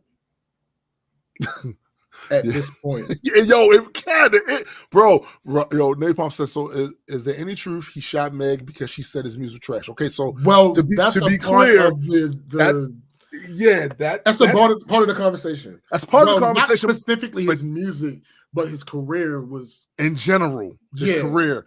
But that's not all that was allegedly said either, right? It was other things that were said as well. I don't know. Because again, this was not something that I chose not to. I said, I'm gonna let the courts handle this. This is not, these are two celebrities. One a A-list, other one a C, maybe. This is not something our community should be cracked in half over. Yeah. This is not. Yeah. Necessarily leading motherfuckers right into a ditch. Hell yeah. They supposed to, in addition to him being short, have you seen this hair? See, this is I mentioned that, bro. I mentioned that. The fact is, don't tell me he wasn't insecure. We saw it. We saw it. We saw examples of it. Oh, like nigga. He was insecure, very insecure. There's no doubt in my mind. You know what I'm saying? Like, don't act, y'all. A lot of these guys are running around here defending a version of him that don't exist. What up, Freethinker? They defend a version of him that don't exist. Saint Tory and shit. Fuck out of here. Like, fuck out of here. Yo, this nigga, whoever was advising this nigga, or maybe he didn't listen to them, I don't know, but they need to be fired. Cause what was the point of bringing your child? Oh, I'm gonna tell you what he thought the point was. Oh, sympathy. Yeah. Oh, absolutely. 100%.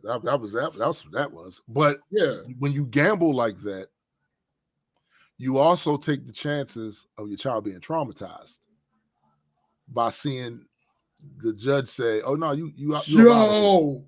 All right, so somebody said he pulled that baby out of school for a week during the holiday parties for nothing. He's still facing 20 years. Yeah. Someone come pick me up off the floor. I'm screaming. Someone responds to her and says, so we laughing at black kids losing their dads, but we supporting black women who were too drunk to even know what was going on that night. Tori was drunk too. Her response to him, did you even know he had kids before he was facing 20 years in prison? No, he didn't. And you know he didn't. You know he didn't. This is the reason why while this whole thing was going on, this show was mum about it. Because it's just right. People are looking at this shit like baseball. I hate people so much. He responds to her and says, did you know she couldn't hold her liquor and always showed that violent side before? What does that have to do? It has nothing to do with it. Has nothing to do. Tori was drunk and has shown violence. See, this as a man, if someone that I'm dealing with gets drunk and I antagonize them, and let's say she slaps me. Yeah. I don't know how you niggas was raised. Right. But there is not a single teaching in my head that says that it is now time to pull a gun out. Right. I don't know. That's just me. That's just me. I don't know nothing about that. I don't know nothing about that.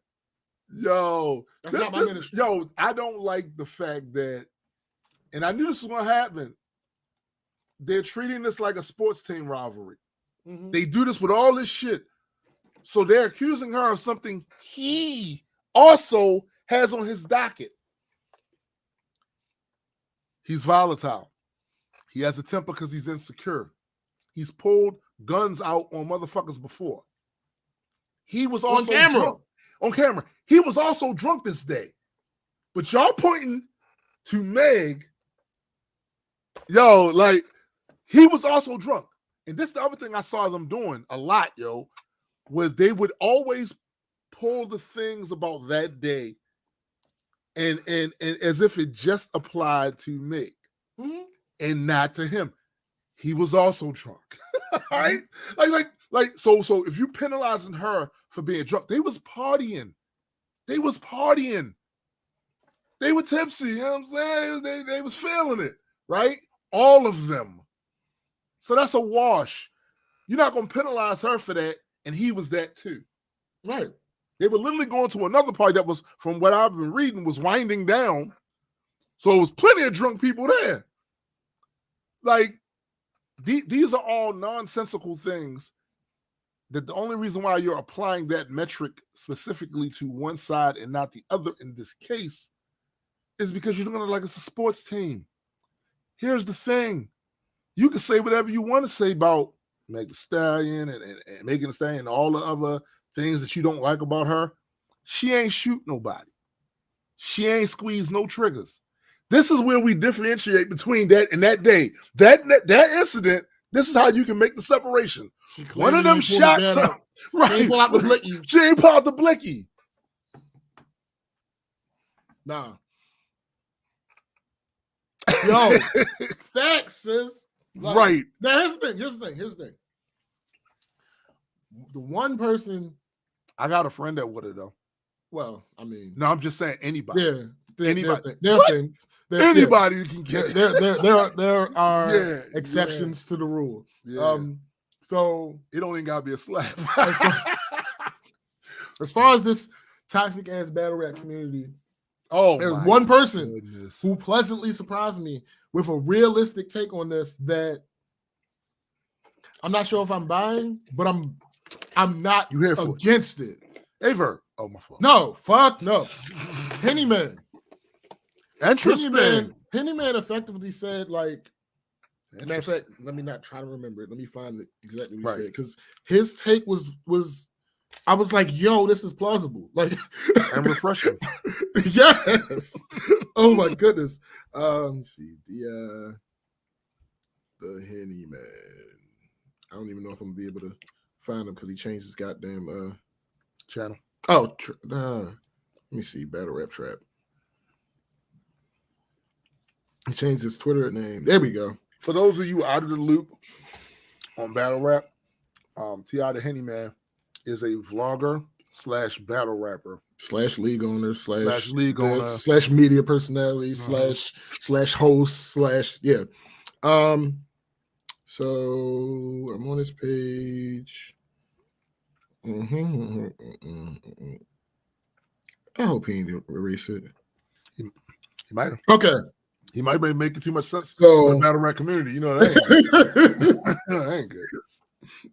All right. The first thing he said, which made me question him, because it was the tweet right before what I'm talking about. He said, whole time I feel like niggas know Tory did it, but since we know Meg was the one who started the issue, niggas want Tory to be found not guilty. Or am I tripping?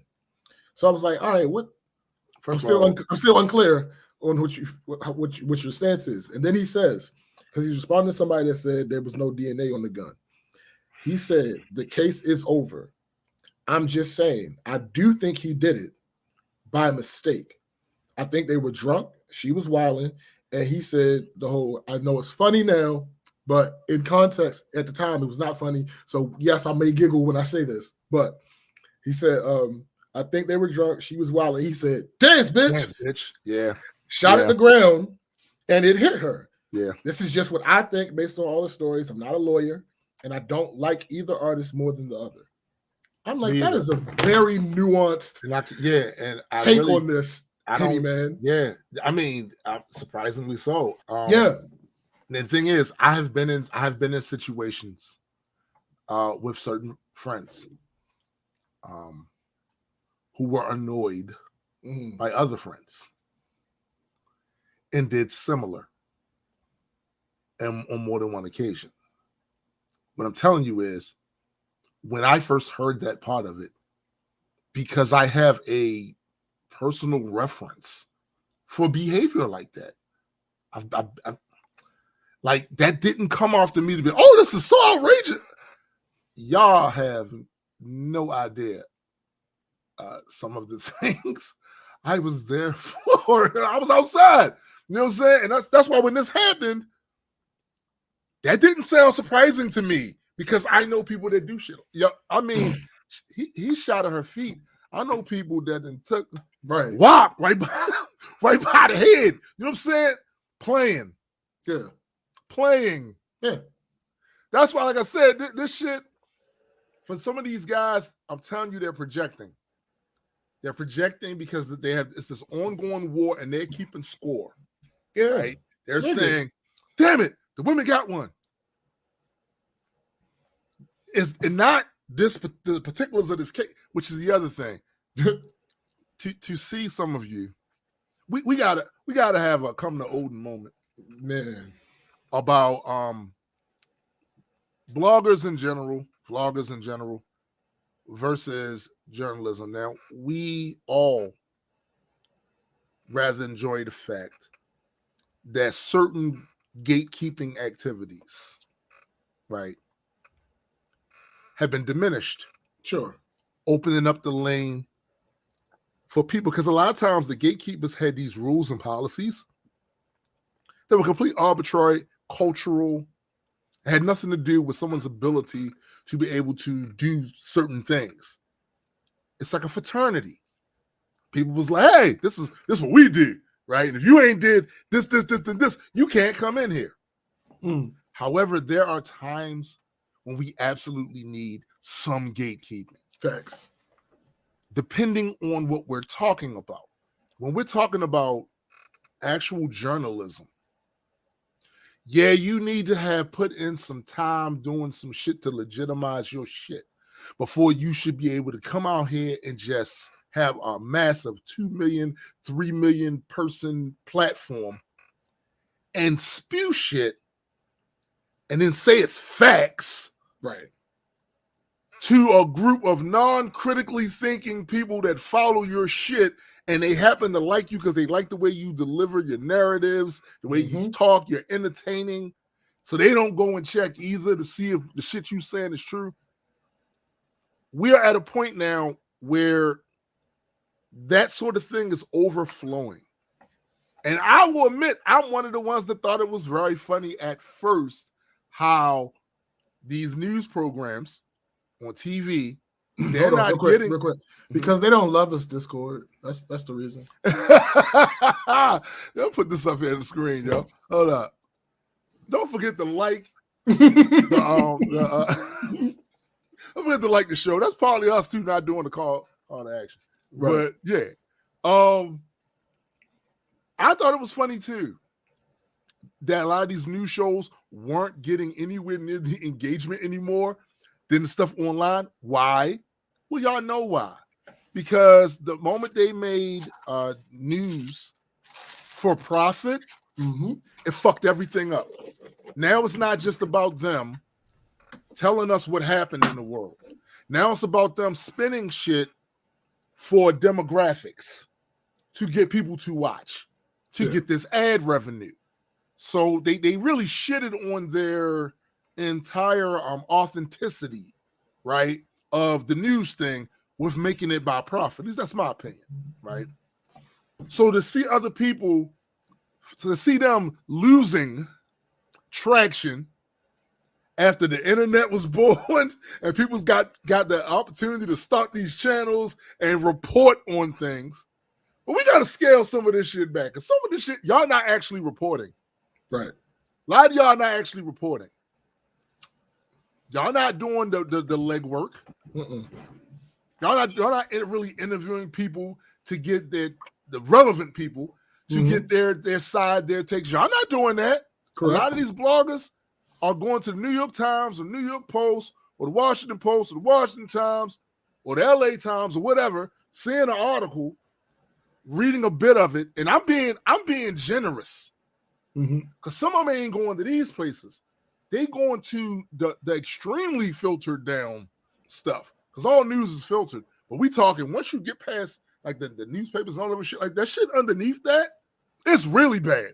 Like it's really bad. And Google and the Googles, right? Like y'all doing this without any of the journalistic integrity that at one time was a must. Because y'all never had to experience it. Y'all never worked in that field. Y'all don't know nothing about it. You picked up your camera or your phone one day and decided, I'm going to start a YouTube channel.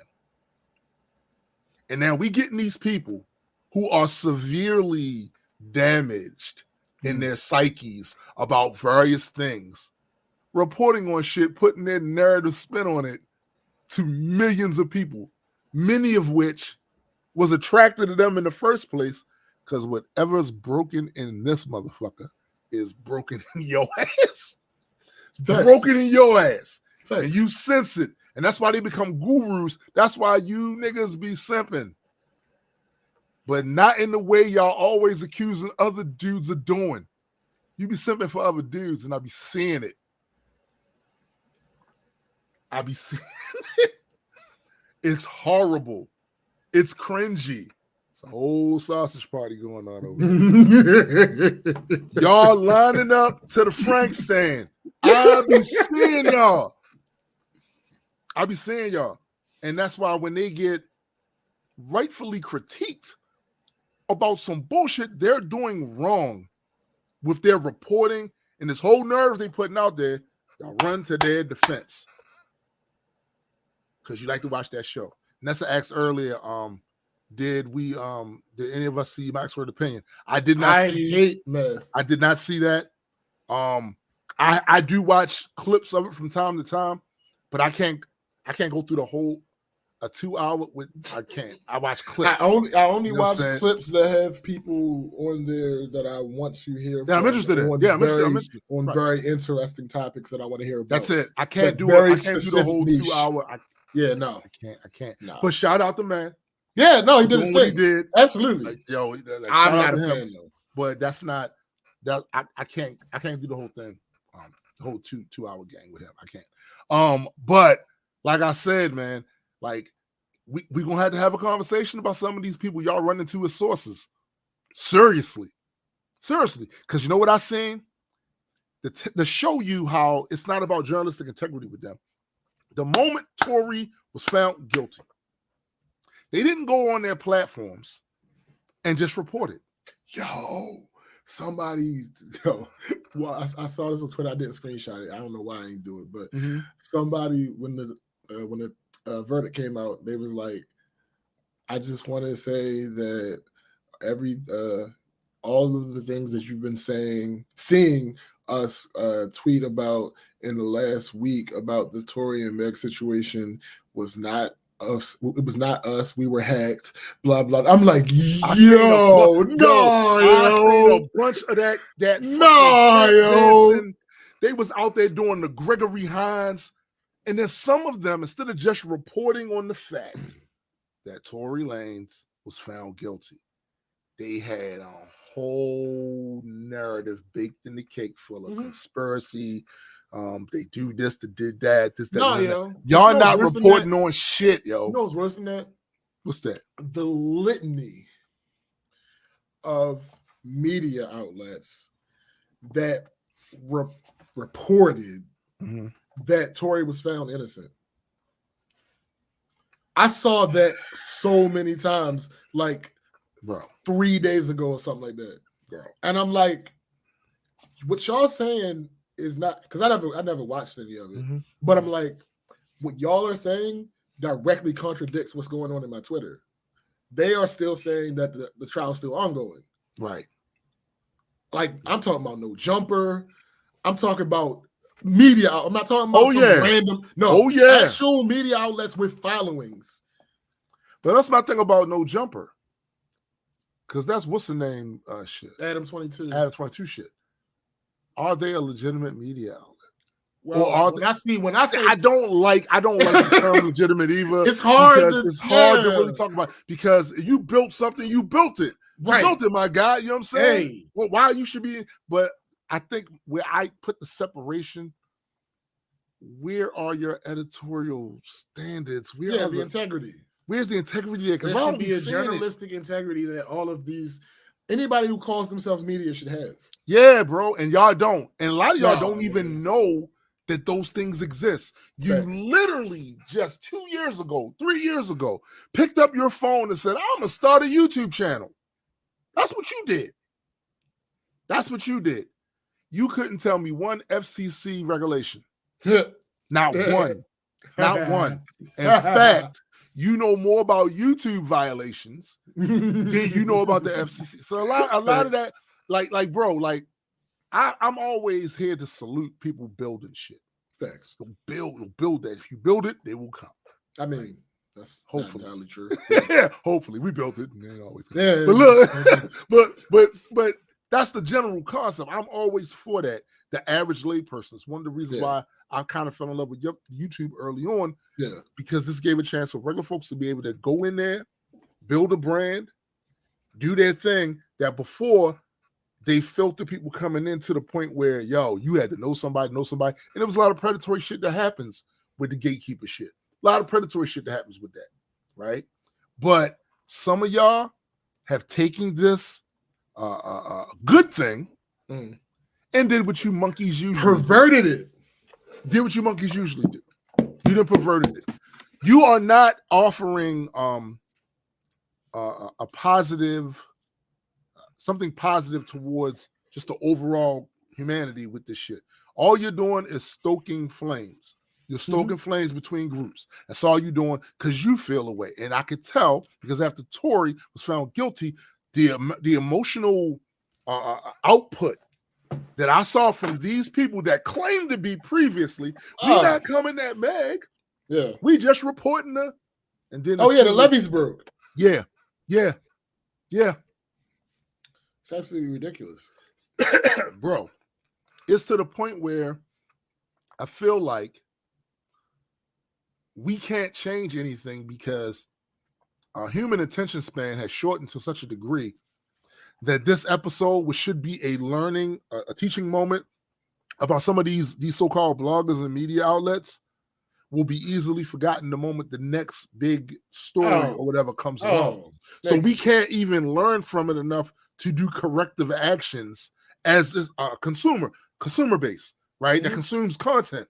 Like, because if we could, a lot of these people would be out of their IP would took a serious hit for this shit.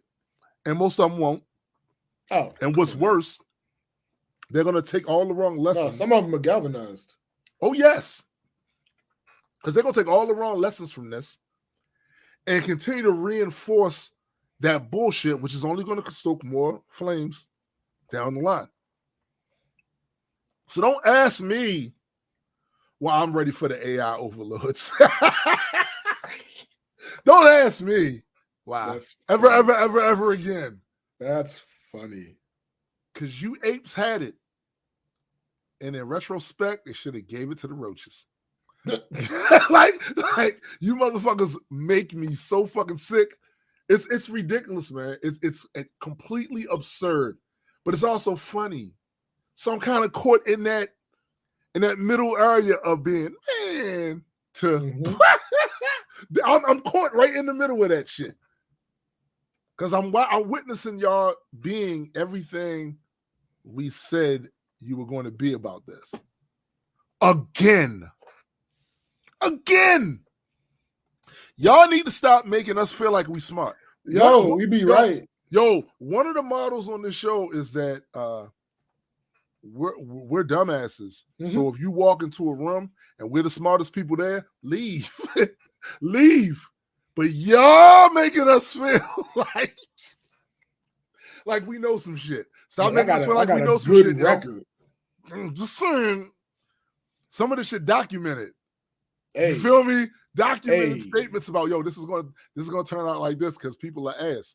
This is gonna turn out like this because people are trash. I feel like Huey in that one episode of the Boondocks where Riley is selling the candy and shit. and Huey like, all right, I'm about to tell you everything that's about to go wrong. Oh my literally God. Everything he said. Literally everything. It's like y'all are boring at this point. Yeah, and to the point where, like, if I was them, right, and you started to notice this trend, I would think one or two things. Either these guys are psychic, or we predictable as hell in our behavior. And that would cause me to go, right before I'm about to do that reflexive bullshit, hold up. Wait, I need to think about this because why is this happening in this way? Because we're not psychic. No, we just observe people. We see your behavior. We see the things you're more liable to do. And it's not 100%. We don't have a 100% thing. There are very few times y'all monkeys manage to surprise the fuck. Like, that's interesting. Okay, all right. But we write enough. It's enough. You know what I'm saying? We write enough to know. Like, the odds are this is going to be a shit show. Because anything you place your monkey paws in becomes a shit show. Y'all be flinging feces all over the internet. You're very good at that. It's crazy, but some of them, and this is the other thing too, the lack of shame. Now, shaming in some aspects is a bad thing, but shaming in other aspects is absolutely necessary. Y'all motherfuckers should be ashamed of stoking all of this division and derision in the community. Y'all should be ashamed of using what these celebrities are going through, right, as a proxy for the problems that we have in our community. Like, stop it. Stop letting that, like, these motherfuckers, they not living your life for real. Even if at one time they were, they not now. Like, that shit crazy to me. But y'all so fucking thirsty for a messiah or a hero or somebody y'all can project your most base personality traits upon to justify them and say, well, he acts like that, he thinks like that, so I must be in. Really? That's what we doing? You know, when SBJ does dumbass of the week, you know how much he has to filter? Nigga. Do you know how much? What? Nah, I could use this back. It's so much. It's so much. Literally a grab bag. Like, you can literally close your eyes, turn around, and just reach in. Yeah. Just not even look, like, just pull something. It's crazy, man. But like I said, these vloggers, listen, and some of these podcast shows, and look, I get it that when you talk for some of these podcasters, they literally pump out a massive amount of content on a regular basis. Like, we will record, do a live stream once a week. This motherfuckers out here every other day at the very least. Every other day are dropping. When you talk for a living, especially when you start getting money for this, and now this becomes your bread and butter, you are constantly searching for things to talk about. You're doing a 2-hour show, 3-hour show every day. You're constantly searching for that. Why do you think these people on Twitch will play video games, right? Yes, many of them have branched out and talk about topics while playing video games, right? I've seen that too, right? Yeah. But it's because there's a lot of space to fill. A lot of space to fill, and you gotta be able to have something to fill that when this becomes the thing that's your bread and butter. See, this ain't our bread and butter. Maybe one day. It ain't now. You know what I'm saying? So, like, we don't feel the need to, we gotta,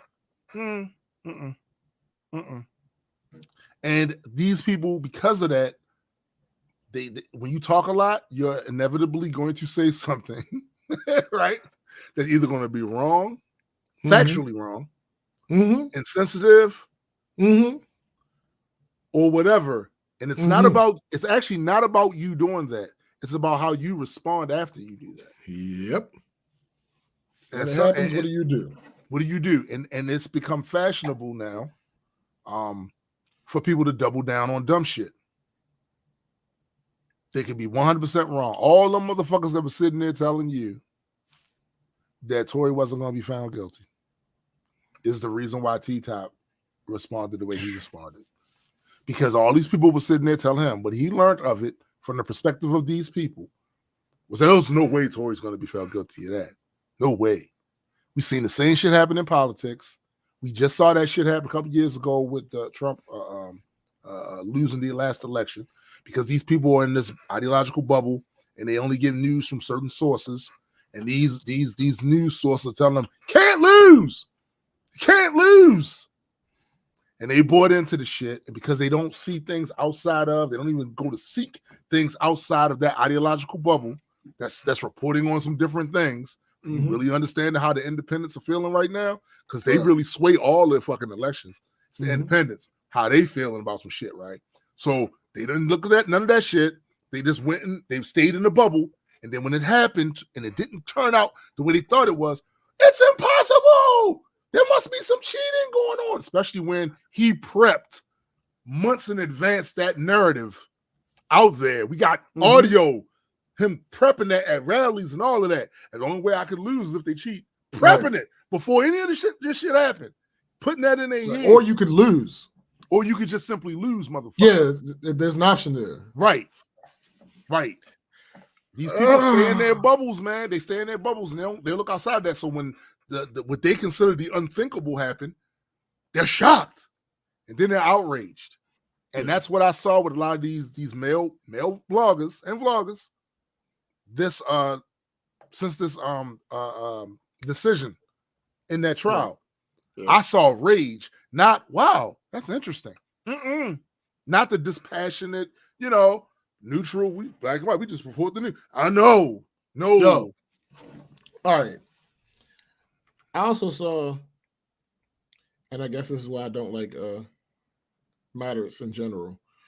I also saw somebody complaining about media outlets that were supporting Meghan,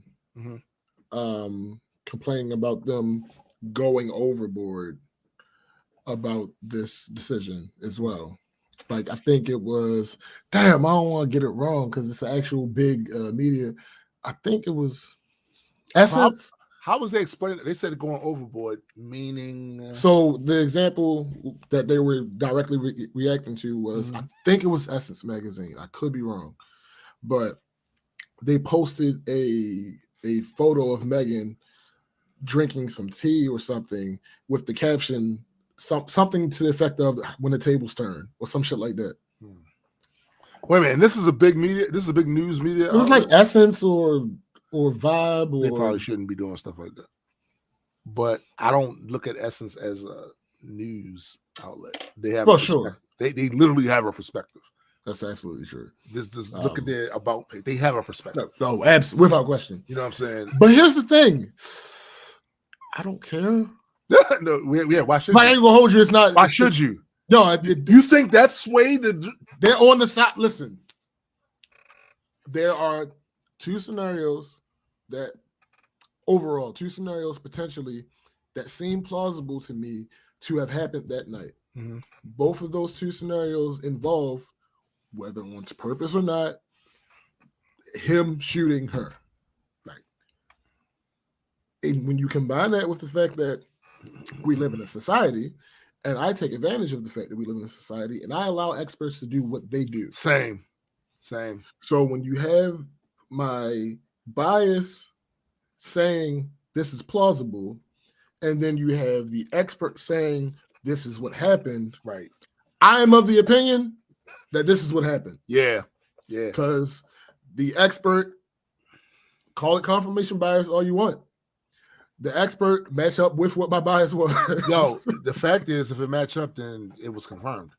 Bias confirmed. and the other thing about that is, and this is what I really would love, if nothing else, if we're gonna go forward in this thing we call life, nothing else, for people to acknowledge their limitations. Yeah. You and I did not fly out to the scene with magnifying glass and a pipe and do our Sherlock Holmes shit. I ain't got no ballistics material. We ain't do none of that. I didn't get any of the photographs from the earth from the different angles. I didn't get to talk to any witnesses for real.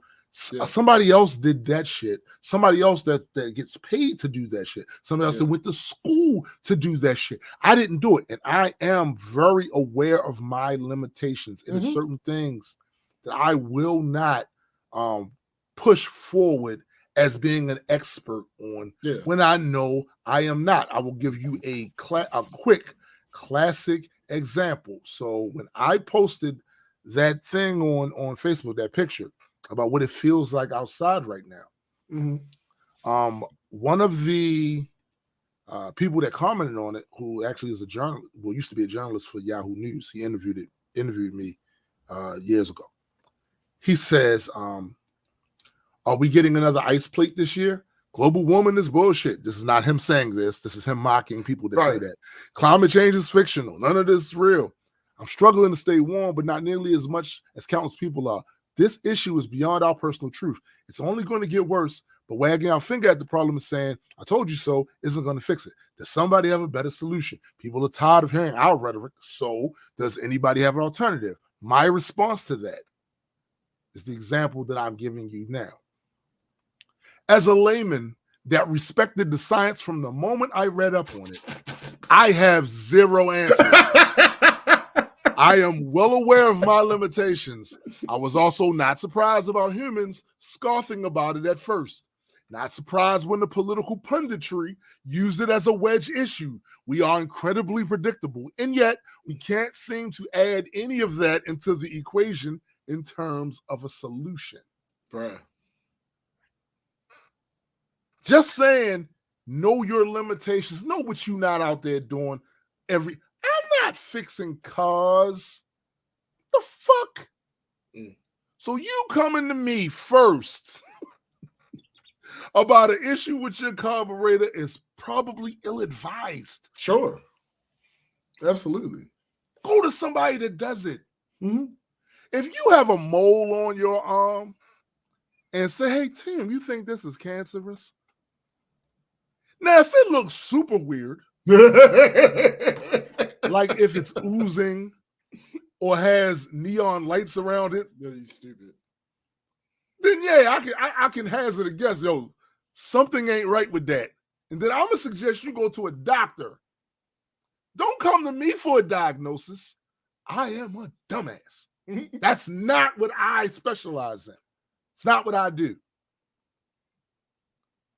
If more people just fall, I know it became real cool for you to have an opinion on something, regardless of what, regardless of whether you was qualified to have an opinion or not. Well, I think, regardless if you studied it, anything, I think, yo, bro, you know what you could say?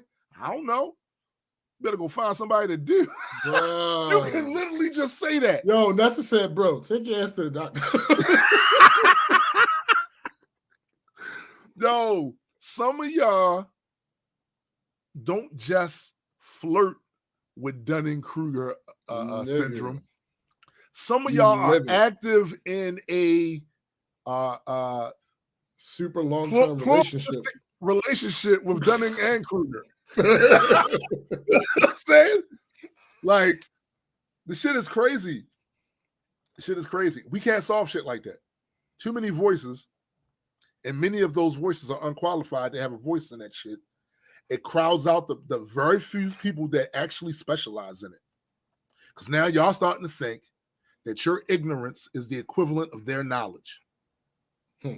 I should have the right to give you my take on it, and it should be every bit as valid as the motherfucker that spent 20 years not just studying, but also actively practicing the thing that he studies for a living. He or she spent hours upon hours researching, studying. This is what they do. They don't get to see their family a lot of the times because they're busy in the lab or they doing this.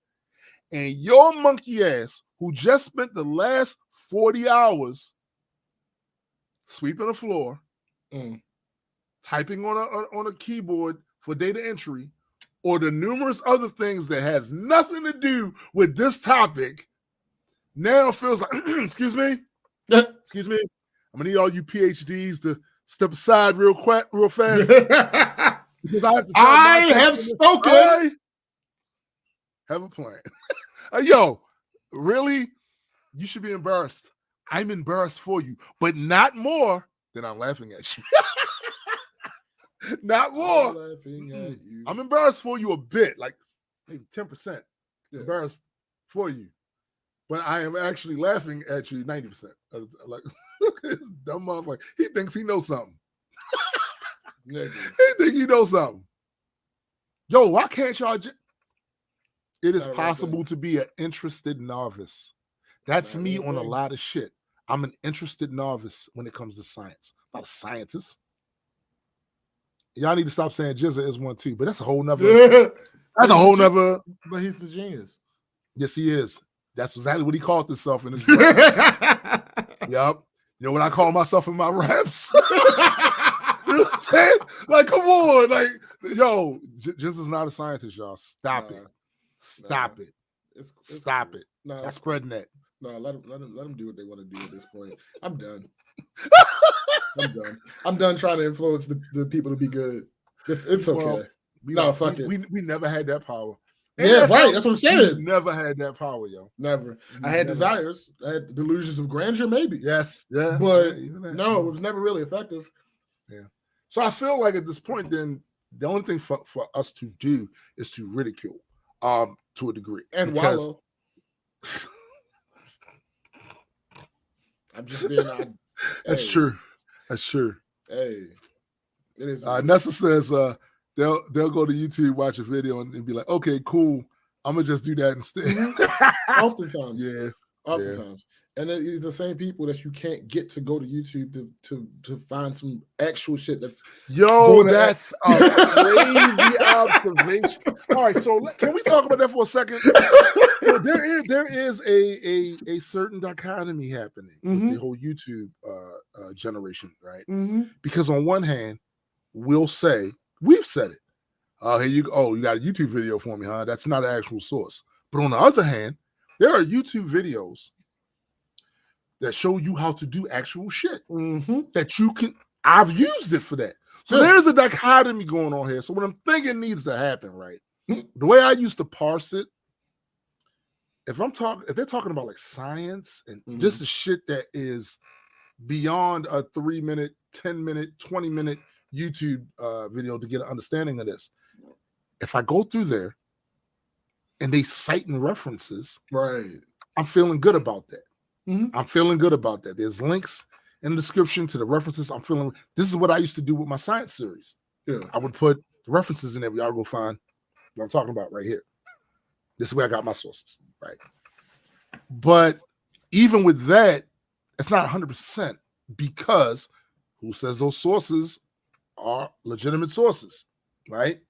Theoretically, somebody could take some very piss poor ideas, dress it up with a good presentation in the YouTube video, and then put links down to these quack ass websites and go, put my citations there, right?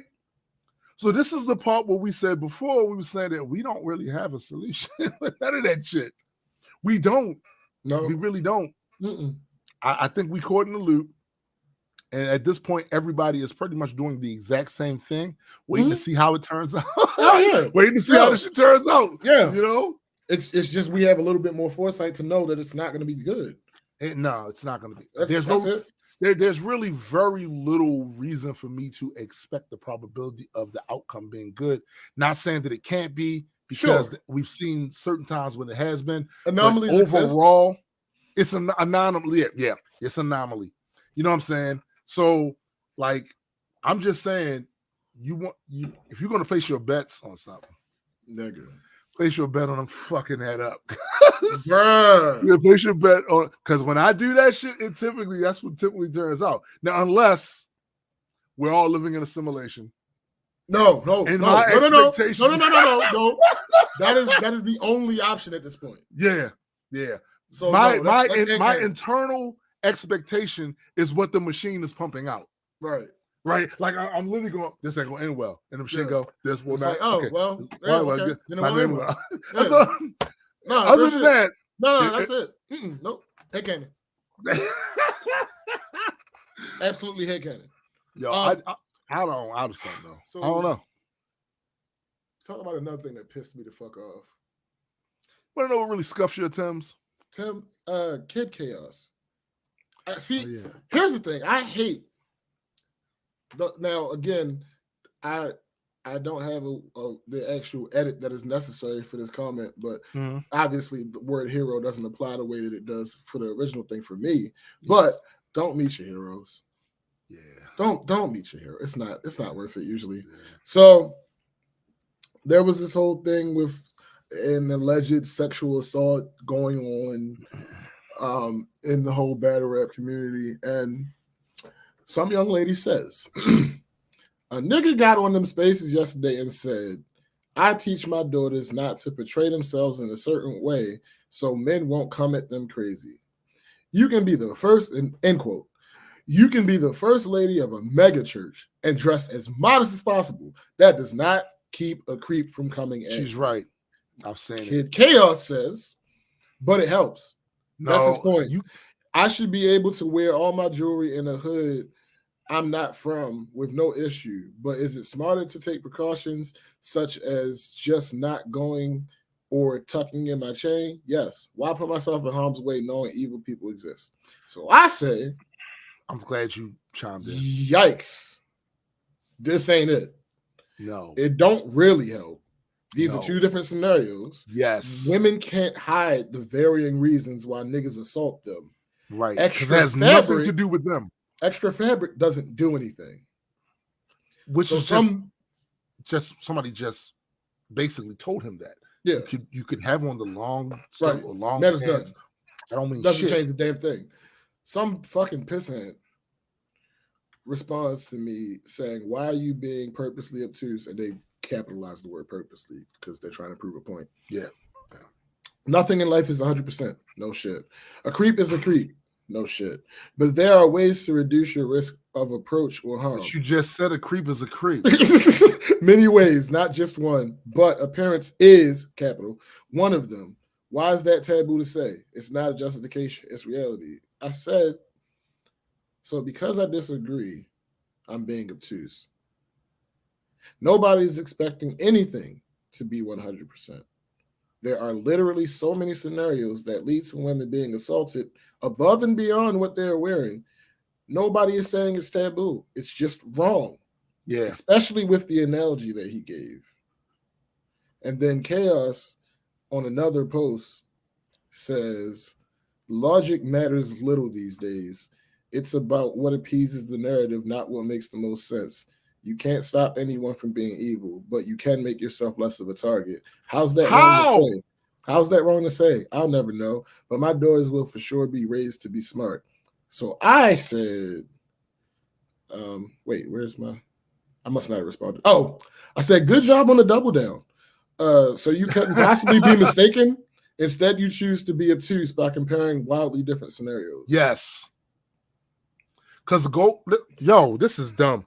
All right. So you wearing jewelry in the hood you're not supposed to be in is not the same thing as a woman just being a woman. Just existing. Just existing. It's not the same thing. Contrary to popular opinion, even in these hood settings, there are not rampant bandits of rapists running around there. You know what there are in those hood settings, though? Negative. People trying to jealous niggas trying to come up. Niggas trying to get a come up. It's way more of those than these roaming bands of rapists running around. Nessa said a bear can smell meat from a mile away. Yeah.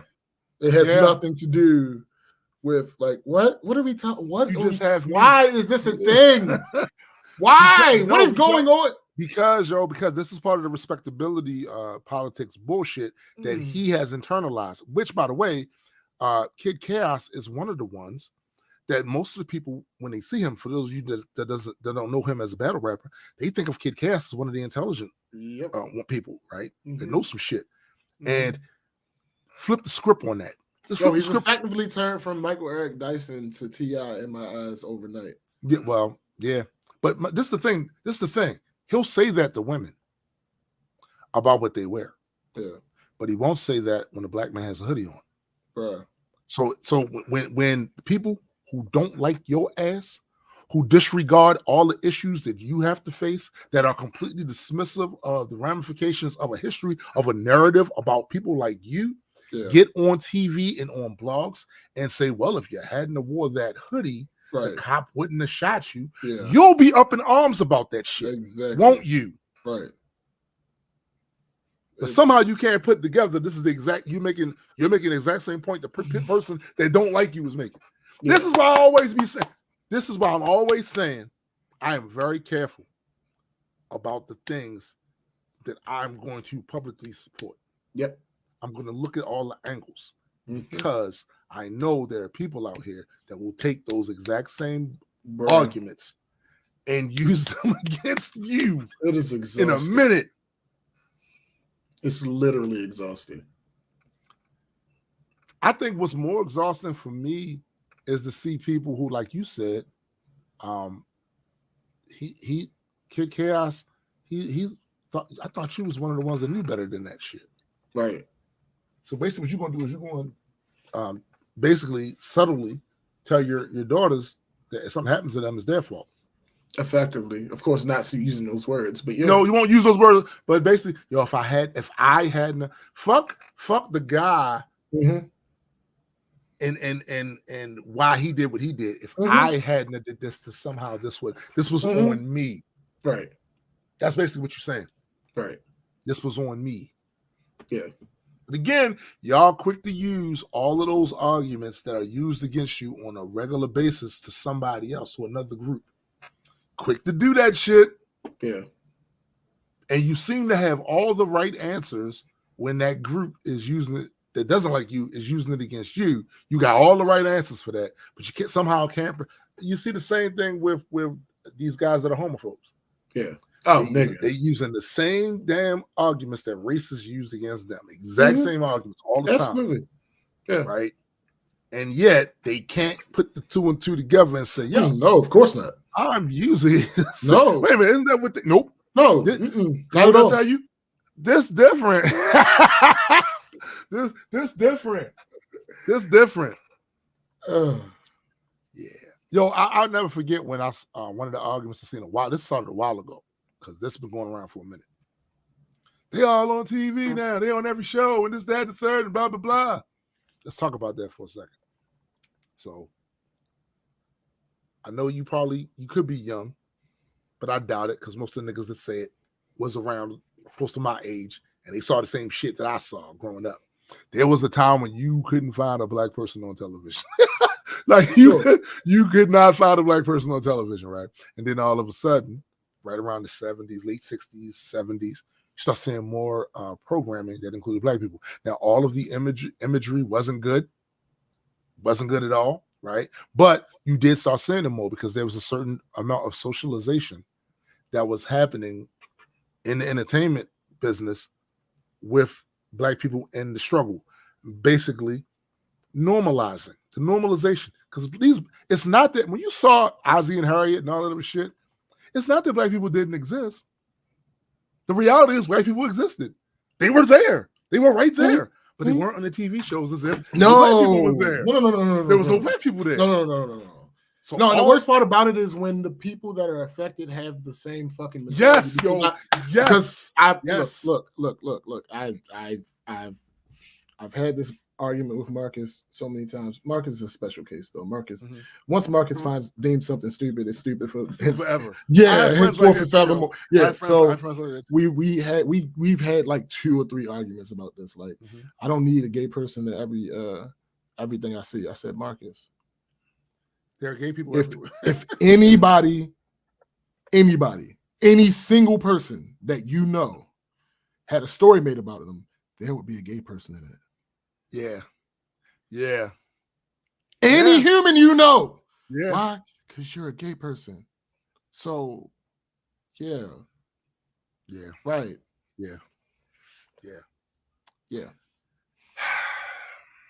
And then the exaggeration of it, right, is that like they act like the whole cast. It's the whole cast. There's a small percentile in the cast that might be gay, or they may have an episode where there's a gay person in it. They everywhere. Actually, they're in more places in reality. They are on TV. like, come on. And if you're talking about those shows that specifically cater to them, I'm going to ask you this, sir. Why are you watching it? If you care that much, why are you watching it? Why are you watching it? Why are you watching it? Please tell me. Listen, it's not like it was forced upon you. Like, no. You could have changed the channel. You could have turned the TV off. You could have. There's several things you could have done. Are they not allowed programming? Are they specifically coming into your home, changing your channel, and then forcing your eyelids open? Yeah. No, change the fucking channel. Or are you going to sit here and tell me that old bullshit about I was flipping through the channels? Nah, B. I was flipping through the channels, and then I stopped, and then 2 hours later, I realized I didn't like this thing that was in front of me. Yeah. Like, what? What are you talking I spent the whole time hate watching. Right. This is a shame. Shut the fuck up, yo. It's really dumb. But you know what? Even with, all right, so I don't know Marcus all that well. We've chatted from time to time about certain stuff. These are two different people. Mark. Oh, okay. You're talking about somebody else. Got you. But so I don't know this one. Right. All right. So, but I will say it is not uncommon to find people in a particular demographic that have been maligned. There's been horrible narratives created about them over the years. Absolutely. It is not uncommon for there to be members of said demographic who identify with the larger demographic and see their own folks through the lens of that narrative. We run into this all the time. This is, for those of you that may be confused with what I'm talking about, if you ever watch the Boondocks cartoon and you see Uncle Ruckus is an extreme was supposed to be an extreme exaggeration of that very thing. Although we have seen in real life people. Yeah, they've caught up. Yeah, they've caught up to Uncle Ruckus. They've caught up to him. But that's in every demographic. That's literally, especially, I'm gonna point specifically at historically marginalized demographic. Yeah. You will find that when the Native Americans were prevalent and still had a foothold at some in places around the country, there were other Native Americans that would literally track them down for the Europeans that migrated over here. They would track them down and kill them for them. Like, if you go over to when Great Britain was running India, there were Indians that were siding with the British. Africa, same thing. When the French, and that's just one of the 5 or so countries that had a foothold in Africa, and start divvying up territories and changing the names of lakes and mountains and changing borders and moving tribe from this tribe in with this tribe they had never been around before. So of course it's going to cause conflict, right? Even in those situations, you had native-born Africans siding with the invaders. That's literally, that happens in all marginalized. So that's why when we have these types of conversations, I think people outside of the marginalized groups, they don't really all the time readily see what we see. We see that. They don't all the time really see that. But that's our reference. Oh, here come one of these. Here come one of these. Because we done seen it. We know it exists. We know it to be true. Right. We done seen it. Yeah. I mean, this phrase has many contexts, but it's one of the contexts that fits for not a monolith. Yes. It's how that works. Yes. And I feel like there's probably always going to be a percentage, because like Nessa said, if it's not for survival, it's for greed and manipulation. There are people who will do that simply to get a leg up. Oh, absolutely. To get an advantage, a monetary, financial advantage, social standing, right? They'll completely sell the whole community out. If these people are paying them enough money, giving them enough attention, enough privileges, they will literally use their whole black face to get right on TV and tell you black people ain't shit. Mm-hmm. We see it all the time. They always land on the opposite issue, opposite side of every issue. What I want is for somebody to do that, get their money, and immediately like go back. No bullshit. That's what I want. That's shit. No I'm bullshit. not mad at that person. Like No bullshit. Yo, you're on tape saying such and such. Oh yeah, let me show you my bank account real quick. So this is what happened after I did that. I'm kicked up now, so fuck them. But yeah. like yo, when you see like a gay person that has these right wing talking points specifically pointed, I ain't talking about all of them. Right. I'm talking about specifically pointed, directed towards their community for a negative, and they get put on TV to say all this shit. Wouldn't it be cool if a little bit later down the line, after they didn't got their bread, it's like, man, I just did that to get money. Now they still got to ride for some shit. Absolutely. Because you did cause harm. People actually you were one of the examples they used for why they harmed entire groups, your entire group. So you're gonna have to ride for that. Oh yeah, there's something you gotta make up for. But you got to ride for it. Yeah, if somebody got killed because you got on there and used your whole face and inspired some shit to happen, you're gonna have to ride for that. Listen, everybody in the community ain't gonna be like, well, at least they got the bread. Some people in the community gonna whoop your motherfucking ass. They're gonna feel like you need that. Absolutely. You got to get that because that person not here no more. Right. Or these people aren't here no more. Or we lost the right. We lost the right that we fought hard for. People died to get because you was more interested in your bread than what happened to everybody else. Right. But I've just never seen that. Have you ever seen that happen yet? Never seen that. I've never seen that happen. The only thing close to it is your Stacey Dashes, where it has run its course, and now whether legitimate or not, you've done so much damage that I'm like, I don't. Well, I'm gonna tell you, I was never a huge fan of. Like, I never saw her as an A-list. I never she saw was her. She never was. Yeah, I never saw her as that. Right? No, I just had a childhood crush on her. But outside of that, I can see that. No, I can see that. She was never an A-lister. She was just regular weed to me. Yeah, and entertainment shit, right? Yeah. But like, so I don't really have like. Once I had a distaste for her.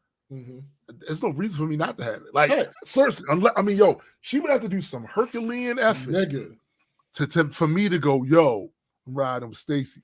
Like, she would have to do some. I can't imagine anything because the part I did believe her about this. A part of the reason why she withdrew all that shit was it was draining. I believe it. I do believe that. I believe that 100%. But I also believe that because that was so draining, I don't know if you'll have the capacity to do anything strong enough to get me back on your side. Yeah. Because again, that is still about you. Yeah. It's still about you, about how it made you feel, not about the effect it was having on the community. And look. I love my community enough to leave. Thanks. And find another group of us someplace else. Right? You know what I'm saying? Because for a lot of reasons. But you'll never see me use all this to get on TV and run I'm not doing it. Cause one, what you doing it for? Right. You think they need your help doing that shit? They don't need your help doing that shit. They literally run these giant engines of narratives, these machines that have millions of dollars of for a budget to push out any narratives they want. They don't need you to get on there and do that, except for when there was a window of time in this country, a window of time where somebody being accused of being a racist fucked their shit up. That was a small window of time when you consider how long this country has been around. Facts. They actively went about stopping and dismantling that entire dynamic. So now all you got to do is double down.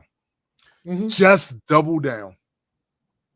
If you double down after you've been said some remarkably racist, homophobic, womanistic shit, misogynistic shit, just double down. There is a segment of the population that will reward you for the double down. Nigga. It will reward you for it. I've literally seen, and I'm talking on literally all industries, walks of life. I saw somebody create a comic book that's not all that good, but he focused it in on and put the theme around the marketing. This ain't one of these woke ones. This ain't one of these woke comic books. He just put that theme around it. The story itself ain't that great, right? But that was enough for a certain segment of people to have a grievance about the fact that they can't call gay people slurs anymore without pushback, or they can't call black people slurs, or Latino people slurs, or women slurs without pushback. So they got a grievance. I'm gonna support this guy, and that's why you'll see a lot of these.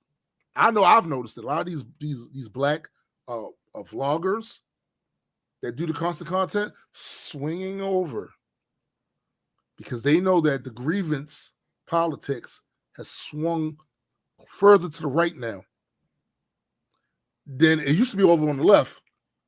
It swung way further on the right with the grievance.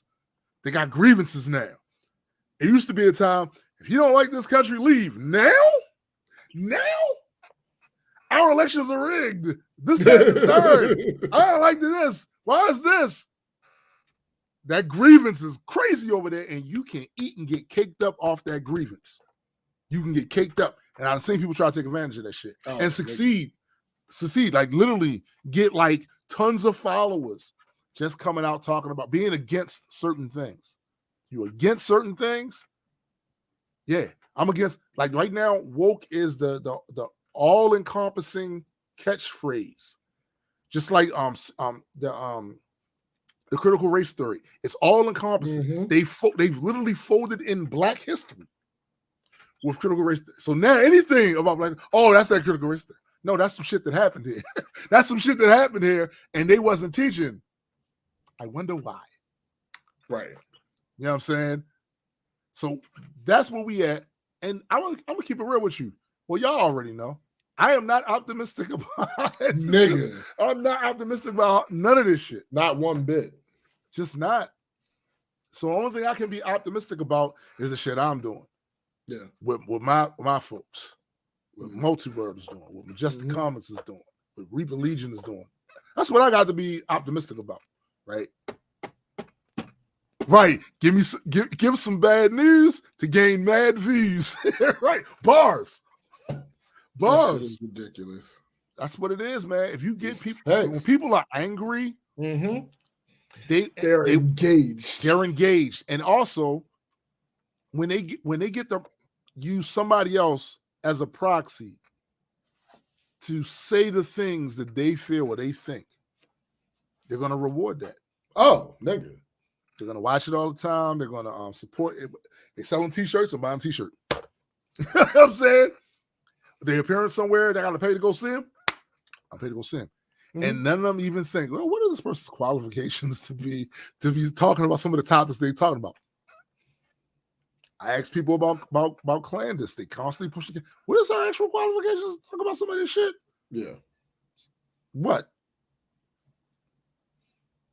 Was it what? No. What? Mm-mm. I'm just saying. Yet. Yo, you can say the same thing about D.L. Hughley. And some of the shit that he talks about, I might agree with. But I always say, well, this is qualifications to really be a voice on that. I know. Me either. But I'm just saying, he says some things sometimes like, yo, but I always still ask the question. So what is his qualifications to really talk about some of this? You're a comedian / actor. Like, right. What are your qualifications to talk about some of this shit? I'd argue he doesn't do either well. Well, no, but he received a paycheck for him. Sure. So you know what I always say. If they gave me a check to do it, I'm a professional. Fuck that. Fuck that. I ain't mad at it. Fuck that. They paid him for I ain't mad at it. I watched like a couple of episodes of that failed TV series. No, I ain't never. That shit was not good, B. I like yo, that shit was not good. I liked him in the Kings of Comedy, but outside of that, yeah, that was probably peak D.L. Hughley at that point. But the problem with being peak D.L. Hughley and King's Comedy is you're still that Bernie 4. was there. Right, you're still number 4. Yeah. Like, nigga, Bernie. No, that's not. Bernie got all the juice Right. from the King's Cup. Like, facts. Nobody else. Like, yes, some people was good at it. They said some things that reached beyond, like the whole Cedric. I wish a nigga would. Like, yeah, that managed to. But Bernie, every fucking bar, every fucking bar, facts. crazy. All of us were quoting Bernie after that. That's when you know you kick some serious. It was the same thing with Chappelle for a while too. Like, he literally everything he's saying, we was quoting, saying some shit. Like Chris Rock had one of them moments too. Like, it happens. Oh, and Eddie Murphy. For those of you that were kid, when Delirious and Rock, yo, you couldn't go anywhere without hearing Eddie-isms. You couldn't go anywhere without that shit. Like, absolutely. He literally just became the guy. Oh yeah, that generation's community. That's him. But that's DL, no, not so much. DL has never been. He's never been that. No, never been that. Just like Kevin Hart. Kevin Hart became that guy. Yeah, sure. At one point, he had his time where it's Kevin. Kevin is the guy. Yeah, it's Kevin's now. It's Kevin's now. Yeah. Now I wouldn't say as much. No. I would say as much, but the one thing I like about Kevin, as far as the way he managed his run, is that he did so much, made so much money, and built so much of an infrastructure around his IP that even though now he's not the guy, he's still caked. He still got projects. He's still got his. He's still generating money around his infrastructure. I think that's the trick. When you're having your moment, when it's you, when you the guy, yo, build that up because it's not going to last. It don't last forever, It don't last forever. You know. Cindy, how dare you? Cindy is so Listen. On a normal day, in a normal week of a normal month, I would be extremely jealous of you. However, not only do I have ice cream, I have cheesecake. I have red velvet cake. I have cupcakes. I have way too many sweets. You know she's quoting an Eddie Murphy joke. Yeah, I know. But I have so many sweets that I don't know what to do with. Right. And I'm going to be I'm going to make my best effort to not eat all of it. Bro, I can't promise you. Because a lot of it's chocolate. Oh, well, yeah, you're dead. Yeah, bro. Like, it's chocolate, but then I also have the little, corn puffs, Cheetos type shit. Stuff them all in the same popcorn, stuff them all in the same bag, and just I got big bags. Wait, I'm sorry. Say all of those again. Corn puffs, not the cereal, but the no, right. Cheetos and popcorn, all in the same. Shake it up and just. Even though I'm not a really big popcorn dude, but if it's mixed in with other shit, yeah, I'm not going to do well this weekend. I already know. I know I'm not. And it's cold, so I ain't going to be walking off. I didn't go you're saying you're going to have issues. I have issues this weekend. A little bit. I mean, but I accept that. You know what I'm saying? I accept it. I'm going to have issues. Right. But be that as it may, we are at our 3:00 hour. She says she has cookies everywhere. Oh, I know. She's been baking like crazy. I saw a couple of those photos. The only reason I ain't bother you is because, like I said, I'm in a predicament that I'm in. That's the only reason I ain't bother you. But I've been seeing them goddamn pictures. Yo, that shit's hilarious. But no, you know what? Her family running through that shit. They running through. You're taking it down. You're taking it down. Except for McKenna, because I don't think McKenna's not there. But wait a minute, McKenna's coming over for the holidays, right? Right, Cindy? You better say some shit for her. She said she about to post some more. Come on. Yo. So we about to get out of here. Yeah. We want to thank all of you once again. Yeah. Oh, she not coming? That sucks. Oh. So if I was you, I would just keep charming her with those treats you make. I mean, might find our way over there at some point. But we want to thank all of y'all once again for joining us on another raucous, rambunctious episode of the Black Culture Geeks. For those of you that live in parts of the country that are experiencing this Jotunheim-esque temperature, right? Stay warm. Don't be out there too long. Make sure that you paid your electricity. Make sure that your heat is up. You don't want that to go down around this time. Yeah. And of course, for those of you, whatever holiday you celebrate, or not, whatever, enjoy yourself. Enjoy your time with your family. That's pretty much all you got. Tori is officially listed as an inmate in Los Angeles County jail system. There's no bail. They haven't sentenced him though, right? He will be facing sentencing on the 27th of January. Oh, okay. That's still kind of quick though. Yeah. Damn. Well, anyway, shout out to Tori. I feel bad for you, bro. Nobody should, but you pulled the gun out. 22 years is a long time, but you blasted. I don't think. Yeah, I don't. No, there's no way he's gonna actually serve 22 years. Yeah. Nah. Look, Cindy, it's sunny here. Yeah, it's also 17 degrees. Right. And I'm gonna tell you, like my mother-in-law's African friend told her some years ago, and I've been saying this ever since. In America, the sun is a liar. Because in Africa, when it's sunny, it's hot outside. But here in America, when it's sunny, it can be cold as a motherfucker and look so inviting until you go out there and you fucking freeze and shit to an ape-sickle. Like, yeah. You know what I'm saying? But don't forget to check out my man, Jaded Nerds channel. Mm-hmm. Do not forget my man, Sci Guys, Medicine Mutants. They just, matter of fact, just put up a new episode of that with SBJ and Super Sci Guy. Yeah. That's up. If you have not subscribed to the Multiverse Entertainment channel, please do so. Mm-hmm. If you have not subscribed to Majestic Comics YouTube channel, please do so. Also, if you're interested in our Patreon to help continue to fund the book, absolutely, go to Patreon and search for Majestic Comics. Is right here, and it's not going anywhere. Yeah, it's right there. Also, shout out to my man Addy, who is doing good in his schoolwork. Like he's getting good grades. Yeah, gotta give him a shout out for that. You know, shout out to our sister Marissa for the new addition to the family. Facts, right?